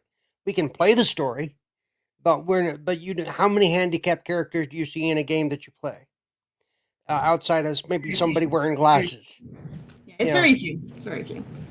Yeah, it's and it's like in those futuristic or past societies, it's like nobody's handicapped, everybody's running around. You know, oh, what? Wait a second. I actually looked this up. As of 2011, about 15% of the world's population is noticeably physically disabled. If you look at video games for that representation, it's not there at all. And there's really no reason for it. There's ways they can make us either an NPC or somebody you interact with even for 2 minutes, but it still makes them a part of that world. Not just somebody you see crossing in the background, sitting in a wheelchair that you don't actually deal with. Because, like I point out in a thing that I'm writing up, um, take me personally. With my skill set, I would be very good as the background guy, the office guy, like Batman had Oracle, who was only Oracle because she broke her back, and she couldn't use her legs. Um, there's a show called Wise Guy in the 80s, great show by the way, 80s 90s, and he had Lifeguard, and it was a real actor who had a double amputee, both his legs were gone. But those appearances in any entertainment are few and far between. I think that's the next step we need to focus on. Is making it seem normal that you see this in your everyday life, especially in the futuristic shooter games. There's no reason I can't be hovering around on a wheelchair with a lot of guns on it, shooting at shit. Seriously, I mean, That's I a great, think Games that's a have great this, point, Paul. yeah, games I have think it this would be fun. games have this thing where it's actually pretty common in games to play as an amputee, but they don't really they make it to where you don't feel like you're disabled, because you'll usually have like your arm is amputated, and then they'll put some kind of attachment on there to make you all powerful anyway, so they don't really Right. put the tension that you're disabled, like, oh, now I have a grappling hook for an arm or something. Mhm. Right. They don't show the yeah. before. They Yeah. don't show the before. Or even Mhm. in the story driven stuff, there's no reason they can't show the causation. Mhm. Or like now my new arm attachment is now a blade, or it's a Yeah. shield that comes out. It's very. When you think about it, there's a lot of games where you're an amputee, but they don't really make it a disabled. Yeah, kind they of just a make thing. it you have an add-on. Okay, great. Why does that person have the add-on? Were they born Yeah. like that? Did it happen in battle? Or like I said, like me, who would never be out, I'm not going to survive a zombie apocalypse trying to run around in the city, but I could be the person at the headquarters, kind of doing the back office work. Okay, this area is Mhm. hot. We need to go over here, and don't just be a voice. Show a cutscene with me sitting in a wheelchair. And when I say me, I just mean in general. Yeah. By the way, I'm not begging Well, these yeah. people to hire me, but hey, if they do need a voiceover artist, here I am. Okay. And kudos to Microsoft for leading the way. We saw that when it even came to the Xbox Avatar store a few years ago, when they started finally adding the wheelchair option for the avatars and stuff, which was a Yeah. very small step, but it must have meant a lot to anybody who spent any time in a wheelchair to be like, hey, like now my avatar at least sort of represents me. You know what I mean? And a lot of people too as well. Tend to forget that even though many of us, we have all of our limbs and we function on on a standard level each and every day. Like, for example, I'm just talking to you guys. I bought this motorcycle. Who's not to say that tomorrow I don't go out on my motorcycle, get in an accident, and I'm left a paraplegic, or or I lose a limb, that sort of thing. And like, just because life is one way today doesn't mean it's going to stay that way tomorrow. And it's great points, Paul. And it's like I said, is that inclusion, right? Like a game like, Yeah. let's just take a game like Titanfall, for example, right? So like a character option in Titanfall could be for someone who has a disability per se, is in a wheelchair, that maybe like one of your character outs is right from the start is you're basically confined to the mech. Right. So you get to go around in a mech, but but there's a purpose for it. There's a character purpose for it as well. Yep. And when I was just thinking too, things like, stories like Tell Me Why that reached into the whole transgender thing and all that and told that story. They could tell those same stories with handicapped people because we experience life in a way that quote normal people never will. Mm-hmm. I've experienced forms of segregation, forms of of all of that stuff that may not Yeah. be as blatant as the others, but it's there. Um, and some of us refer to as we're invisible. I could be sitting in a line in my wheelchair and I'm waiting to get into an event, and somebody will step in front of me and stand there because I don't exist. Mm-hmm. And it's just and it's getting better. But as a society, they don't see me unless I say, "Hey, have you ever tried to go to a concert of a band you really want to see? I can show Right. you picture after picture of the view of my concert for 90% of the concert was the back of the people in front of me because they refused to sit down. Right. Even after you pointed out, hey, I can't stand up. I would like to see the show too. And what we get is, oh, we're just having fun and dancing. Well, go dance over there. I Yeah. want to see the damn show. Mm-hmm. It's those little things that, that we go through that aren't represented in any way. And so I don't blame. There's a lot of people in this chat that have never really dealt with a disabled person. It's shown by some of the comments that we've seen. Not today, but Nuke knows what I'm talking about. Yeah, I do know what But you're talking about. but You if know, it's more normalized, then it wouldn't even be thought of. and it's coming. I mean, there is a trend. It's moving forward because we saw how, like, even it wasn't even all that long ago when even female game character representation was at a bare minimum at best. Right. Right. We're starting to see more minorities get represented. Doesn't mean there's a long way to go. Absolutely. But you can say that for the movie industry as well, too. Oh, Like absolutely. the movie industry, like the movie industry is pretty even way worse than the game industry. Because when you look at the movie industry, it's I hate to say it, but it's pretty well white person driven. Like most of the major movies are on screen or represented by full-bodied, fully able white people. White, right? fully ambulatory. The only reason they ever bring up a disability in games or in the movies is as a plot point. In the 70s and 80s, you got the very special episode of Who's the Boss, which usually meant they were bringing on a disabled person, for one show, and half the time the person acting the part wasn't truly disabled.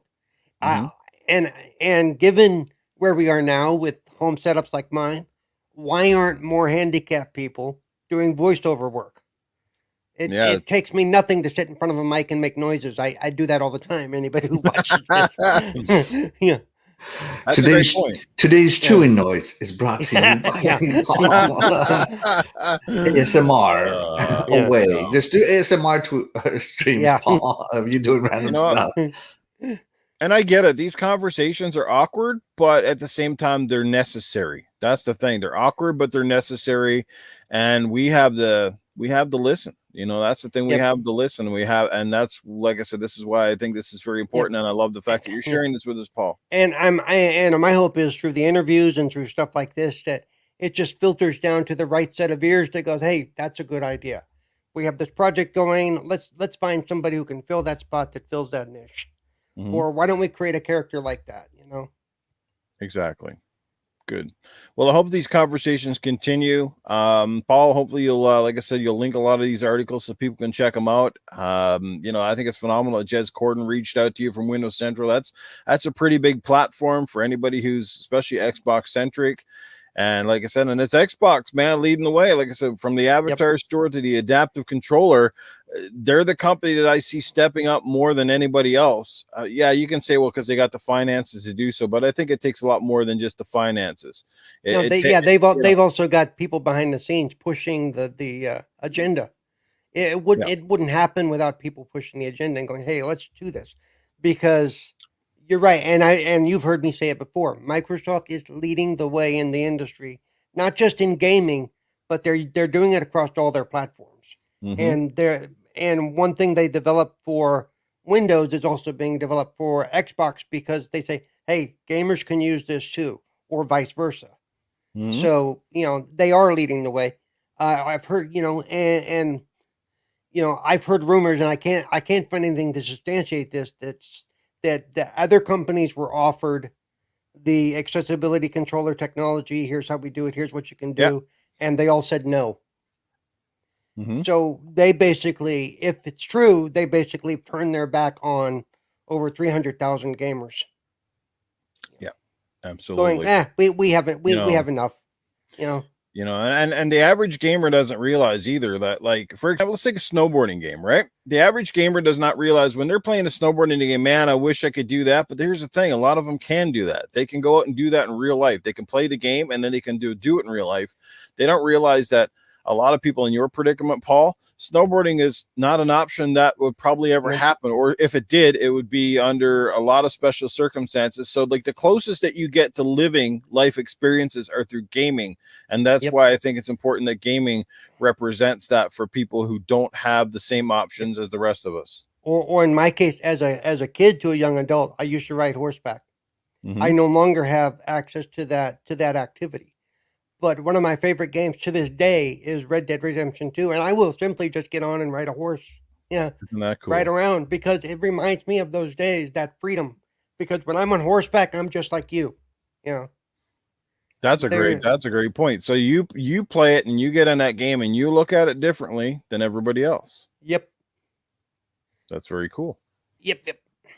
Great segment, guys. Like I said, I love these topics. We're going to come back to more of that. So again, thanks for that, for Paul, for sharing. And we hope that, like I said, we get a lot more interviews and this gets more spotlight. And so, Yep. what was the one in Canada? I can't remember the name of the show, but it's coming up in August, I believe. I'll post a link when. It's not And It's not Electric Playground though. It's not with. No, It's not no. with, what's his name, Victor Lucas. No. Okay. no. And if anybody's interested in any of the old articles I've done and they want to know how to find them, I do have all those links. Yes, I do keep all that stuff. Yeah, So absolutely. As you should. Put them Yeah. all on your blog. We'll do. And Paul can always send me the links too, so I can add a few of those into the description on the YouTube channel as well. Okay, let's move the show right along. We got about one more topic before we get out of here. I think it was Scrub Nurse is supposed to do his community spotlight this week, but he is not here.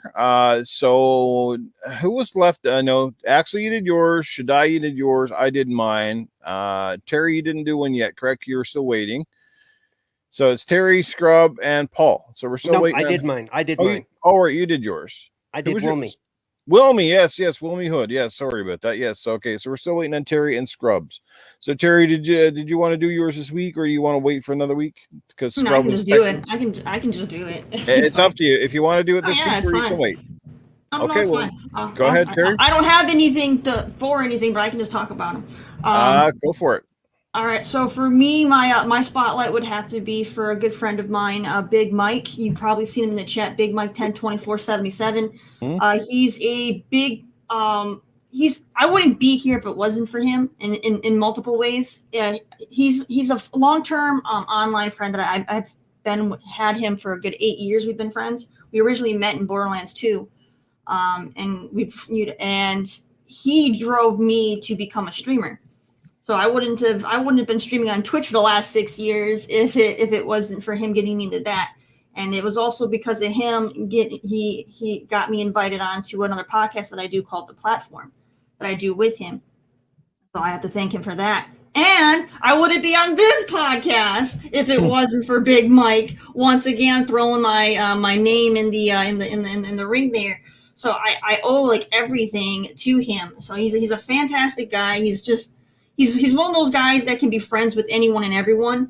And he's just a great guy. And so I just can't thank him enough for what he's done.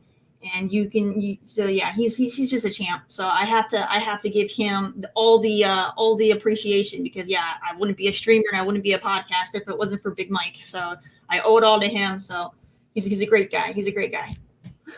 Awesome. Big shout out to Big Mike. And yes, he's the guy who recommended Terry to me. you got to check this girl out. I think she might be a great candidate for your panel when I was looking. And what Terry, Terry, I think you were like I think you're the first. Was you the first panel or Cerebral Paul? I think you guys were like the two first people I picked, and then we filled out the panel after that. So that's fantastic. I think I have him added on. I know I have him. I think I added on my PlayStation 5. I haven't played a game with him yet, but he sounds like a really cool dude. I know I interact with him all the time on Twitter. Does he have any like social media or anything he would like us to?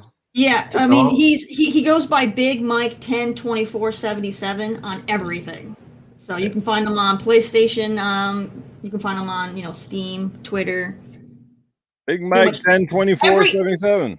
Yeah, Big Mike 102477. It's his birthday. So yeah, I put his whole birthday in there. But yeah, so yeah, any social media, he's on everything. Snapchat, TikTok. He's on everything. Just look up Big Mike 102477. You'll find him. He's a great guy. So yeah, and he likes to be trollish when it comes to Twitter. So you'll see a lot of him, baiting people with fanboy comments. So be prepared. Right. Yeah, we got a few people like that. It's like Failed Pyromancer that I follow. Like he just loves that trolling fanboy crap. But like I know him well enough now that I don't take him seriously. So I just anybody who knows Big Mike, he is not a serious. Everything about Big Mike is a joke. All right, so don't take him seriously about anything that he says. He does it for laughs. He's just a fun guy. He's just he's not serious about anything, man. So like he's just. It's like that kid in the back of the bus that just keeps kicking your seat, eh? Stop it! Stop it!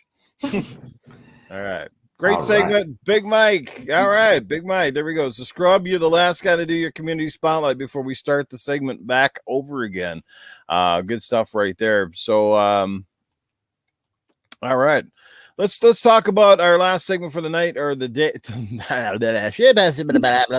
Let's talk about our last segment here for the show before we get out of here. We were not going to have a 3-hour show this week, guys. Sorry to disappoint, but we're going to try to keep things sped up a little bit. So our last one is going to be a pretty simple topic, and that is about Xbox Design Labs. It is back. I know some people were wondering what the heck happened to it. I know there's lots of people in the community that get a chance to do this. And again, they're the only company doing this. We see those controllers out there with painted designs and stuff like that, specialty controllers. But Microsoft actually does that for you at a minimal extra fee. That you can pick your colors, make the controller design of your choice, maybe your favorite sports team or just colors that you like, or around a specific video game that you like, and pretty much no details been spared. On top of that, you can even add your gamer tag, rubberized grips, you name it, you got it. So if anybody in the panel has a custom controller done by Design Labs, I'd love to see it. I'll go grab mine while we're talking about that. And people in the chat, let us know. Have you used Xbox Design Labs, especially now for the newer controllers? Has anything changed? Looks pretty cool to me. I'm definitely planning to get another one here in the future. So let's see it, everybody. Let's see those Design Lab controllers, and let's just talk about that in general and how cool it is to have it back. I don't have one. I ordered one. It just hasn't arrived yet. So I'm looking forward to getting it. I might have a picture of the one I got. There's only one thing that I would like for this Design Lab to do is that give us the choice of whatever game that we like and create it as a controller instead of us buying it for 100 and some change because it's a limited edition or anything like that. That'll never happen. But not for nothing. No, but it's because of copyright issues. It's because of trademark and copyright issues. Mm-hmm. It would be it's a good idea, but man, that's why they're so expensive when they do that. Is because of that's what it cost them to cover the copyright or the trademark. Yeah. Let's see. Speaking of graphics and design, our good buddy Graphic God is in the house. What's going on, Graphic God? Glad you could be here, brother. So, hey, 4GQ TV as a new rebranding goes is in the chat. What's going on? And it always throws me off, right? It's always going to be 4 guys with quarters to me, but yeah, 4GQTV is in the chat. What's going on, man? Got to enter those guys in for the draw as well. So I don't know. Like I said, here's mine. I hope you guys can see it. I know on my screen the coloring looks like really, really off here, but as you can see, here it is. On my screen, the orange and blues don't kind of match. Yeah. But here it is. On the back, it's blue, white grips, all that stuff. And then if you can see it here, I don't know if you can see it real clearly. Nukem. There you go, guys. Nukem. So this one, if you're wondering why I went with this color scheme, and this is a sports team related one. Can you guess which NHL team this represents? Anybody? Yep. Could be a couple technically, but there's one. Denver Broncos. No. Yes, that's not the Denver Bronco colors. Yeah. Anybody have an idea which NHL team this represents? The Canadians. The Canadians. The Toronto Blue Jays. I mean, no, that's hockey. God dang, you guys. Well, it's the Edmonton Oilers, my favorite hockey team. I was about to say Oilers. Edmonton Oilers. Keeper and Death Mobile got it. Oilers. The Oilers. Yeah. Oh, Terry's got one here. And this is the one. This is the one that I ordered. So it's going to be white in the back, and it's just going to have the purple triggers and bumpers, and then in here. I'm waiting for it to arrive, but this is the one that I made for myself. Nice. And I've had people comment that they say that the color scheme reminds them of Frieza from Dragon Ball. So. Hey man, well, it matches your hair. That's the first thing I noticed. Yeah, I didn't want it kind of to your be. Thing.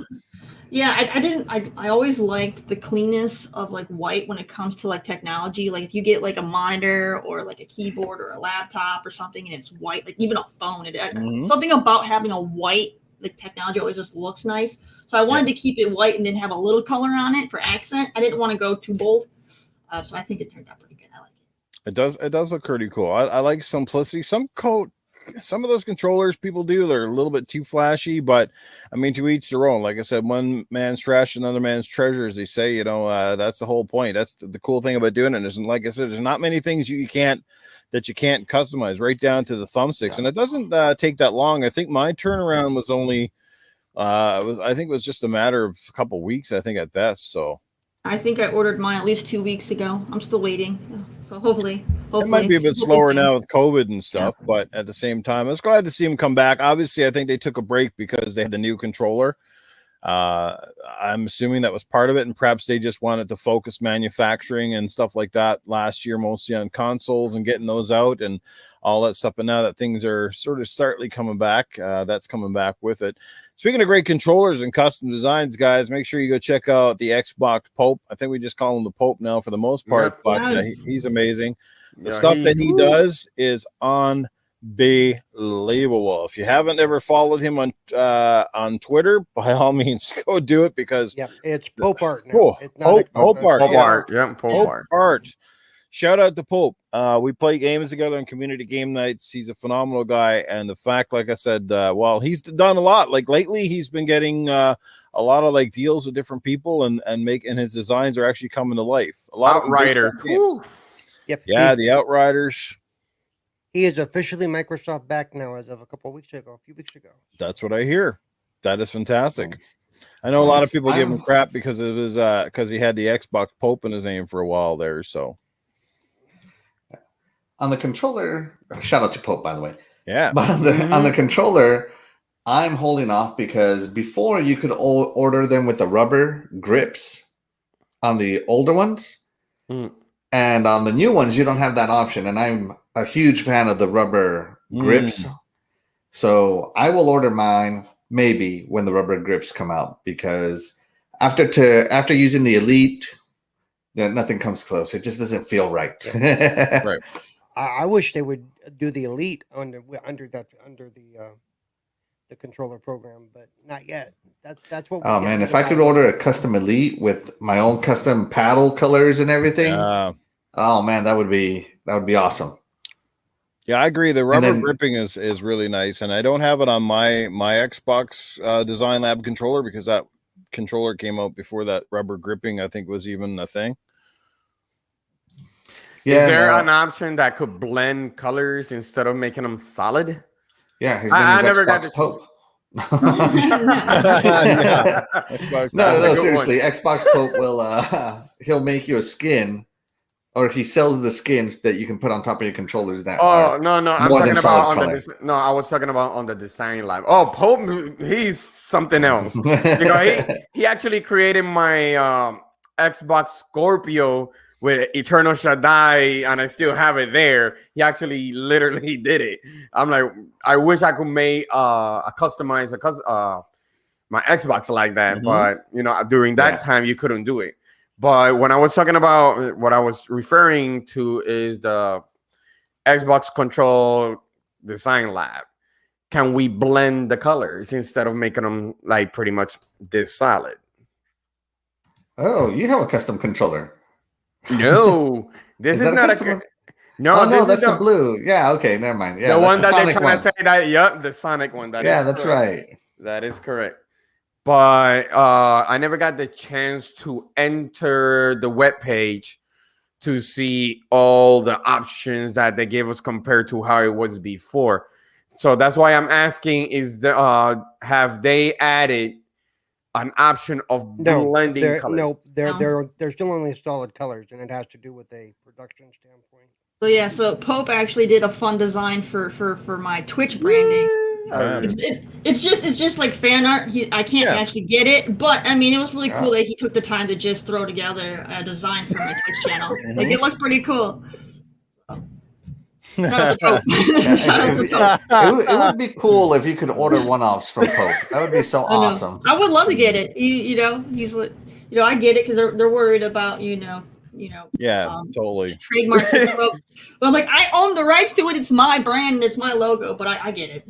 But it's not your product, like that it's going on. Yeah, that's the thing. No problem, Scrub. We know you couldn't make it, man, but we appreciate you stopping by the chat, and we look forward to having you back on the show next week. Punkadish is in the house. What's going on? And I also saw somebody I think might be the first time I've seen her in the chat. Let's give a big shout out to Delilah HD from Grown Women Gaming. Delilah's in the house. Hey, There's Delilah. She is cool. Yeah, there's a lady you want to be following right there. Maybe and we get her Boogie on Boogie and Lady Infamous. Yeah, it's good. Like to see the Grown Women Gaming panels up in here. That's great. Good stuff there, guys. Yeah. So just before we get off of this topic and close the show for today, what is perhaps what's the coolest controller or console that you guys own or have seen? Something that you wish you could have had if you don't already have it. It doesn't have to be like I don't mean like a custom as in somebody like an artist. Well, I guess they're always made by artists, but like a stock custom, you know what I mean? Like the Gears console or specialty controller, that sort of thing. Does anybody have anything that sticks out? Yeah, I do. Hold on. I'll be right back. I had one. Let me go get it. Okay. There we go. We got the guys getting up. Hold on to your seats or your wheelchair. I had one, and I think they did it for Sekiro. I think they did it. Yes. Oh my god! With the sword on top of the console. Yeah. Oh yeah, that one was. That was dope. But there was one that it was. There was another one, but it looked like some type of book. It was like a cover of a book, but I can't remember the name of it. But I know they did one for Sekiro, and I wanted that. Yeah. I'm like, oh my god!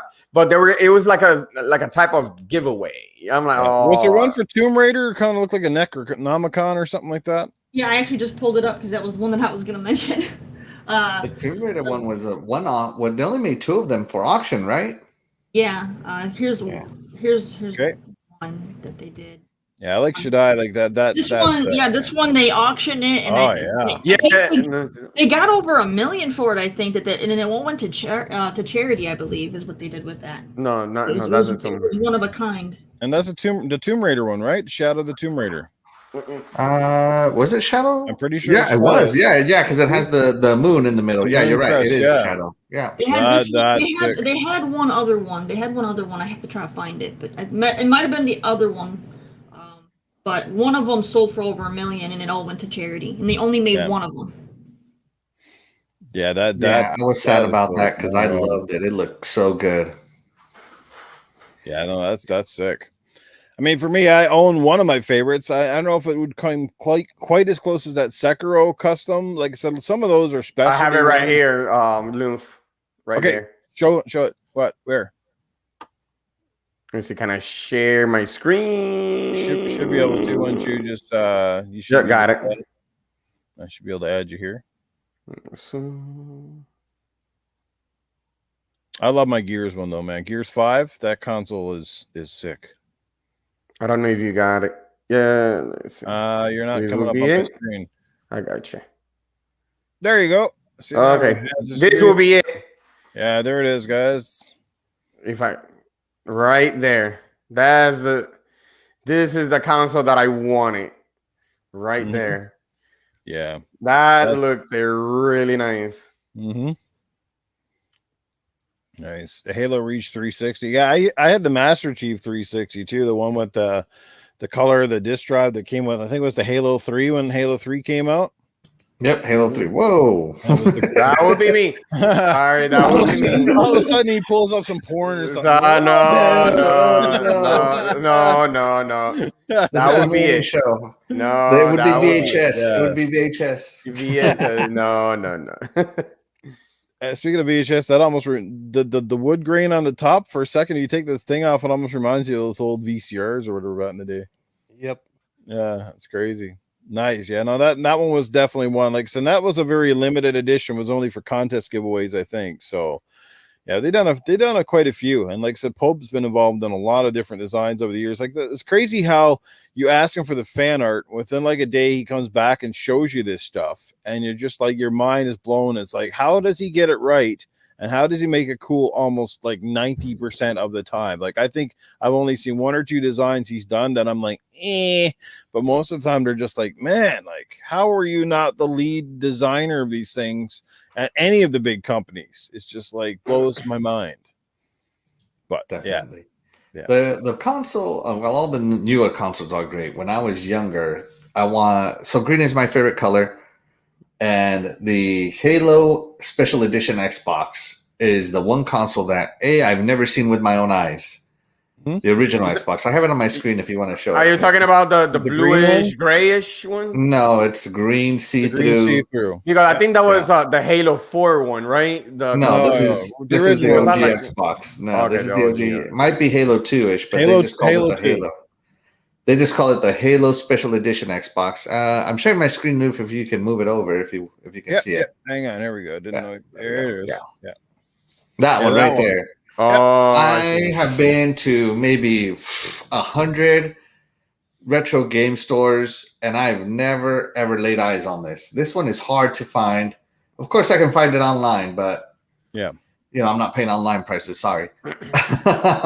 Not for nothing, but I found one here locally. Oh, let's just brag about it, Eternal Shaddai, right? I'm just kidding. But but as far as controllers, I'm more of a controller guy. I agree with Noof. The Gears 5 controller is awesome. It has that texturing, that rubber texturing. It makes a difference. Mm-hmm. Even the triggers are more rubberish than they are hard. Dune? What are you? Oh, you're pointing at me. Pretty much. Yeah, it has this logo, and then it has the locust symbol on the back battery pack. Yes, yeah, no, that one's a sick controller for like everybody seems to have this box. Yeah. But for me, pound for pound, the most beautiful controller I own is the Sea of Thieves controller. Sorry, barely beats it out. The skull glows in the dark. It has the nautical north, south, east, west around the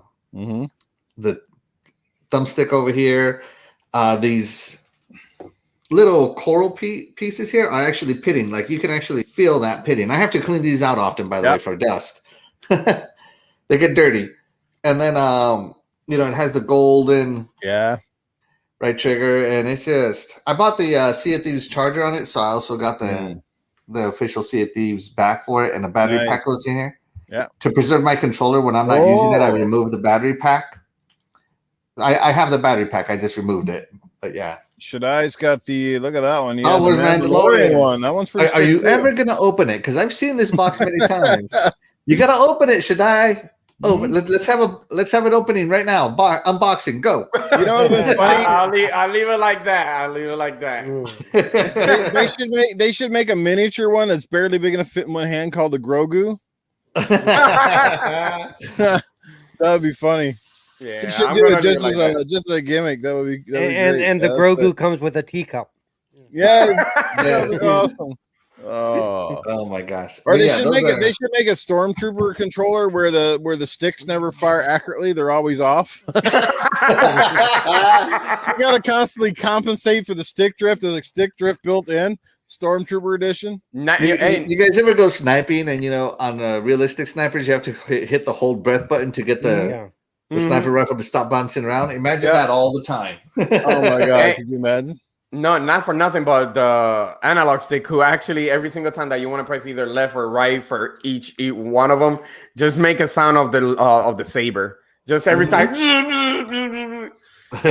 it would be cool. It would be cool. I bought a stormtrooper helmet and I have it, and let me tell you, after wearing it, I know now why they can't shoot worth a shit, because the peripheral vision in those things is absolutely nasty. Like if you're looking straight, good, but as soon as you turn your head or you have to look down, you can't see anything. Well, hopefully you're only shooting at stuff in front of you, dude. So I mean, it shouldn't be. Well, generally, but when you got to move your head around, it's kind of like, you're gonna get hit on your helmet, like. Yeah, you got to keep your head focused perfectly straight the whole time, right? Surprised you didn't trip up in those droids all the time running around on the floor.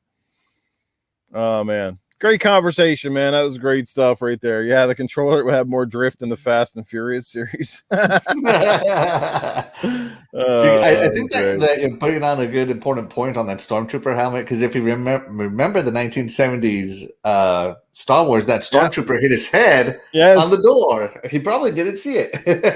Probably did not. Yeah, did you guys? Yeah, you can still watch that in the movie. They didn't cut that, did they? Nope. Then when he comes in, he clanks his head on the door. Most people didn't notice it, but it's been part of the memes and stuff for years now. There's one other one I want to show you guys. You may not have seen this. All right, let's see. Cool. I'm a huge Trekkie, so this one, and this is like. No wonder you like Snow Runner. All right. Where we at? This one. All right, let me scroll. Here we go. Ooh. This is modeled after the Borg cube. The Borg cube. I saw this. Yes. Yes, it looks so good. That is pretty cool. Yeah, that looks nice. I love it. They should like that would be the dream. That would be the dream right there, is for me to get this one. I can't make it any bigger. They should have a little stand for the ship, though, so the ship can stand outside, shoot at it just like that picture. Yeah, that would be ship cool. not included. Ship not included. Awesome. That's so so it looks so funny. cool. It looks so cool. It's perfect because of the green, because of Xbox too. It's like they just know. They just know. That's right. Resistance is futile, everybody. May the force be with you, right, Terry? I have a special pair of Klingon underwear. The poop clings onto it real good. Oh my god! Nothing says you've been in battle like a Klingon underwear. Just make a Yoda at the size of the Series X. Just make it like that. Even Grogu. That's awesome. Yeah, no, the Borg cube is definitely awesome. The GameCube might have been even better for that. Yeah, pretty much. Yeah, I'm with you on that one.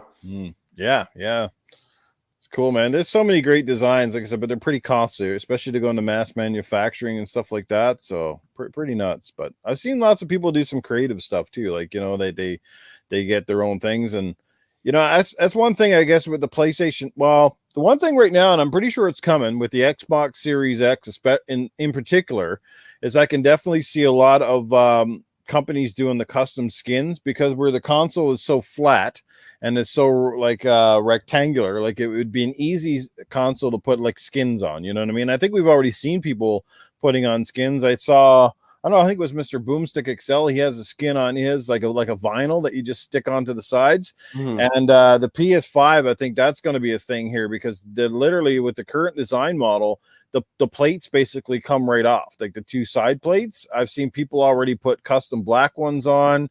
The Spider-Man from Pope. Oh my god. Yeah, so I think that's coming back, and it's coming back, and we're starting to see more customization options than ever before. Like for a while, it was and that's kind of the thing. Even Xbox again, kind of ahead of itself, because 360 Remember when it first came out? Those were so popular, but then they just kind of died when they changed the iterations of the consoles and That stuff. was the only They time I went bought out. a faceplate was for my 360.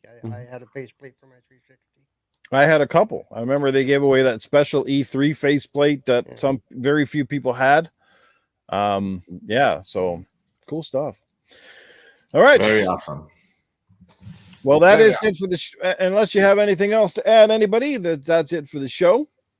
In cloud news. Oh yes, sorry, Axel. Yes, in the cloud news. My bad. Go ahead. Yeah, sorry. In cloud news, I did a video this Friday. Basically, I'm just going to reiterate what I said in that video. Is that there's rumors floating around that Xbox is making cloud specific games. And a lot of people think that they're just going to focus on online games. But if you remember back to the cloud gen in Gamescom 2015, they basically used the cloud to get more assets to run a more complex game. And I think that's really what cloud games are coming around. Like in Sea of Thieves, Terry, especially you, since you just played it, when you saw an island, it would be blurry until you got really close, and then it would start to finish loading. Whereas in, if you had something like cloud computing, the reason back up. The reason the islands do that is because the engine can only handle so much stress. Remember, you got to support 24 players and an engine, and it can only handle so much stress. And if everything's always at high fidelity, it will just add more and more stress, and the consoles are incapable of it. But if you do something like a cloud-based game like Sea of Thieves that needs online anyway, you have as many assets as you need to load that in high res all the time. Like I just use Sea of Thieves because, obviously Sea of Thieves is on my mind. Sea of Thieves is one of my favorite games. I know it very well. But, things like on Crackdown, they said that bullets are not physical objects in games. Because, you shoot a bullet, it hits something, that physical object is going to stay down there, and the game engine has to render that physical object forever, basically. Mm-hmm. Now, there's ways to get rid of that, but not too many that will work very well. So as you're firing more and more bullets in this level, the more bullets you got to render, and eventually you run out of rendering space and you can't render the bullets. So that's really popular for me. I really hope they do come out on games that are online only specific, like Sea of Thieves, that are cloud-based games where it could just improve the experience so much more. As a matter of fact, it might be Sea of Thieves 2 that does it first, and I can't wait for that. So yeah, that's your cloud-based news. It's just some rumors that I heard. I think it would do great. Let's see. Lethal Terminal says, yeah, they could do that. They could make games built around the cloud, and weaker hardware such as the Xbox One can still run just fine through the cloud. I would think that would be more cloud streaming than actually just cloud-based games, because your console still has to load some of the assets locally, but the assets that aren't loaded locally are going to be through the cloud. Now, if they do it all through cloud-based game streaming, then hey, problem solved. Mm-hmm. They just got to get that stream quality up. Nice. But yeah, that's your cloud news. I'm excited for it because I think the better games look, the better they play, the more realistic they get. Hey, I'm glad I'm alive to experience this kind of stuff. So yeah, really excited for it.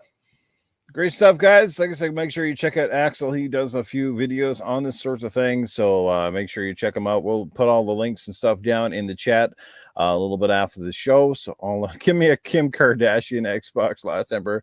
Is it going to have a big bottom on it? Is it or what? It's already 100% plastic. We are on the wrong show for me to say what I want to say. We'll bring Paul back on Gaming After Dark just so he can continue that thought.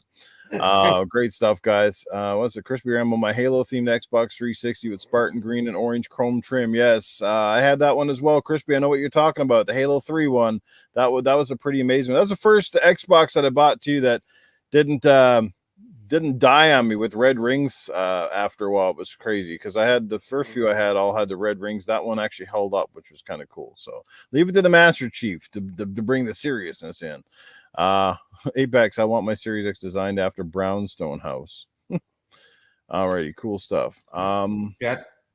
If you're running on ultra settings, Tushy. So Tushy says plus cloud-based games require very good internet. He thinks the Maverick DLC for Flight Simulator requires 50 megabit connection. If you're on high or ultra, yes, you do need 50 megabits down. If you're on a lower resolution, you do not need 50 megabits down. But that's just Flight Simulator in general. Right. It's a very demanding game. All right. All right, everybody. Well, let's get out of here. Let's wrap this show. We just passed the 2-hour mark. This was an awesome show. Great conversations. Like I said, love this stuff. Thanks for being here, guys, and thanks to the chat. Real quick, just to reiterate, next week's show, we're going to be doing a draw for that 6 month of Xbox Game Pass Ultimate, courtesy of Crazy Greek Dude.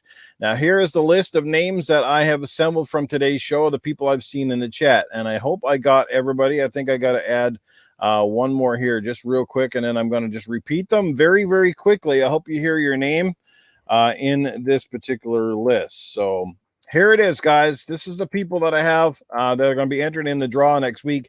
Hopefully I can get them all on one wheel. I think we can, but let's see. So we got Doggy Dog, we got Death Mobile, we got Last Emperor, we got General Spartan, Toolman 55, Lost Forever, Caper Grant, Crispy Rambo, X Burke, Invader Gaming, Jesse Darby, Dragonheart Yobi, Wild Bates, Fastback, A Lopez 83, Atrocity Knights, Cray Simmons, Mr. Kima, Joe Dummole, Dragon Wolf, Boogeyman, Luis Vian, Stu's Being Saved.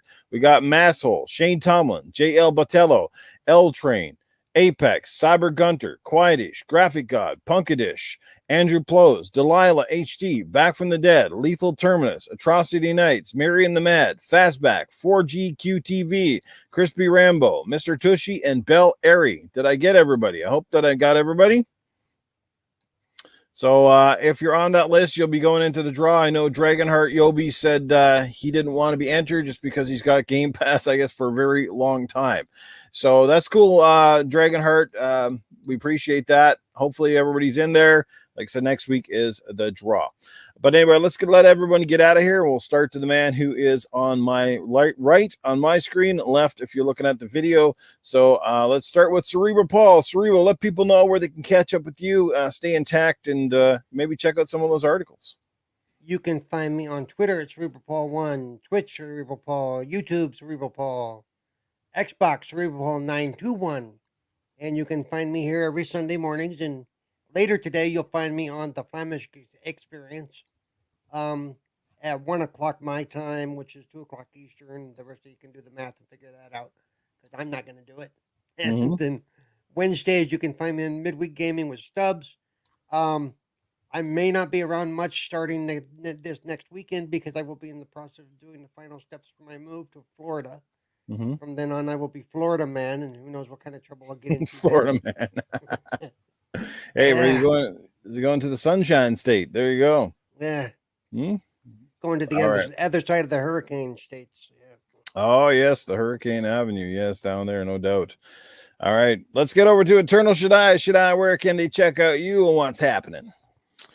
Well, first of all, I would like to thank everybody by taking their their time to watch us this morning on Xbox. Good morning, Xbox. You can find me at Twitter, Eternal Shaddai, Twitch, ET Shaddai, on Xbox, Eternal Shaddai, and also on Facebook. I do podcasting with a couple of friends of mine in Spanish called Mundo de Mancos. That's where you can find me. I be on the Xbox all the time, playing around, playing a lot of things. But today I'm going to be holding on some errands that I have to do, but I can't wait for next weekend and to see everybody back again. There you have it. Go check out Eternal Shaddai. Next, we get to Axel. Axel, give us your details. Yeah, first off, shout out to the chat. Remember, you guys are the real MVP of the show. All right, so you can find me on Xbox and on Twitter at Axel1324, and here on YouTube and on Twitch at Axel1324 Gaming. Be sure to follow. I drop videos every Friday, and I'm looking forward to start picking up my content more. There you have it. All right, next up we got Cool Cat Terry. Let people know where they can check out your coolness. All right, you guys can go ahead and find me on Twitter at coolcat_Terry. You can find me on Twitch as well as Instagram. There he goes. That's what it was. A little somewhere. Instagram and all over as Cool Cat Terry. I use the same name for my gamer tag as well. You can go ahead and check that stuff out. I also have my own podcast called Just a Glimpse. You can search for it on Apple Podcast and Spotify, or you can go to that link right there, which is my official webpage that I put together for it. So you guys can go ahead and check all that out. Also, reminder for those, go ahead and get Bound by Flame for $10 on Xbox or on your PS4, and then $7 on Steam. Or check your library, because you might have claimed it as it was an Xbox for Gold game once upon a time. So you might have it and not know it. So just double check first and play that game. It's great. Yeah, another great spotlight on gaming's here. And let's last but not least, he's not in the show, but I'm going to put his details down at the bottom here with Scrub Nurse. Make sure you guys go check out what Scrub Nurse has got going on.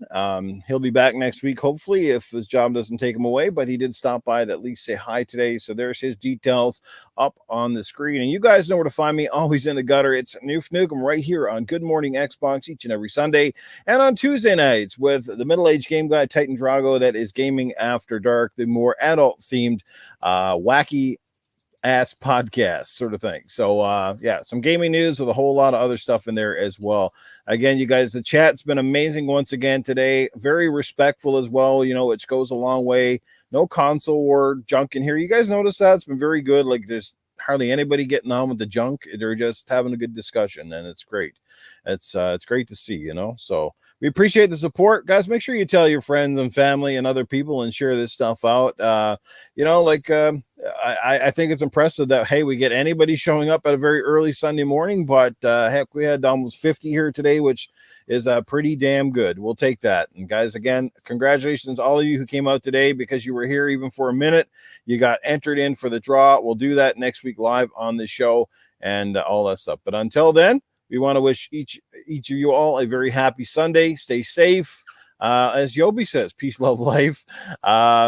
Be good to yourselves. Be positive. Enjoy gaming. Have fun. That's the most important part, everybody. Noof Nukem signing out. Have a great day. Bye, everybody. Bye, y'all.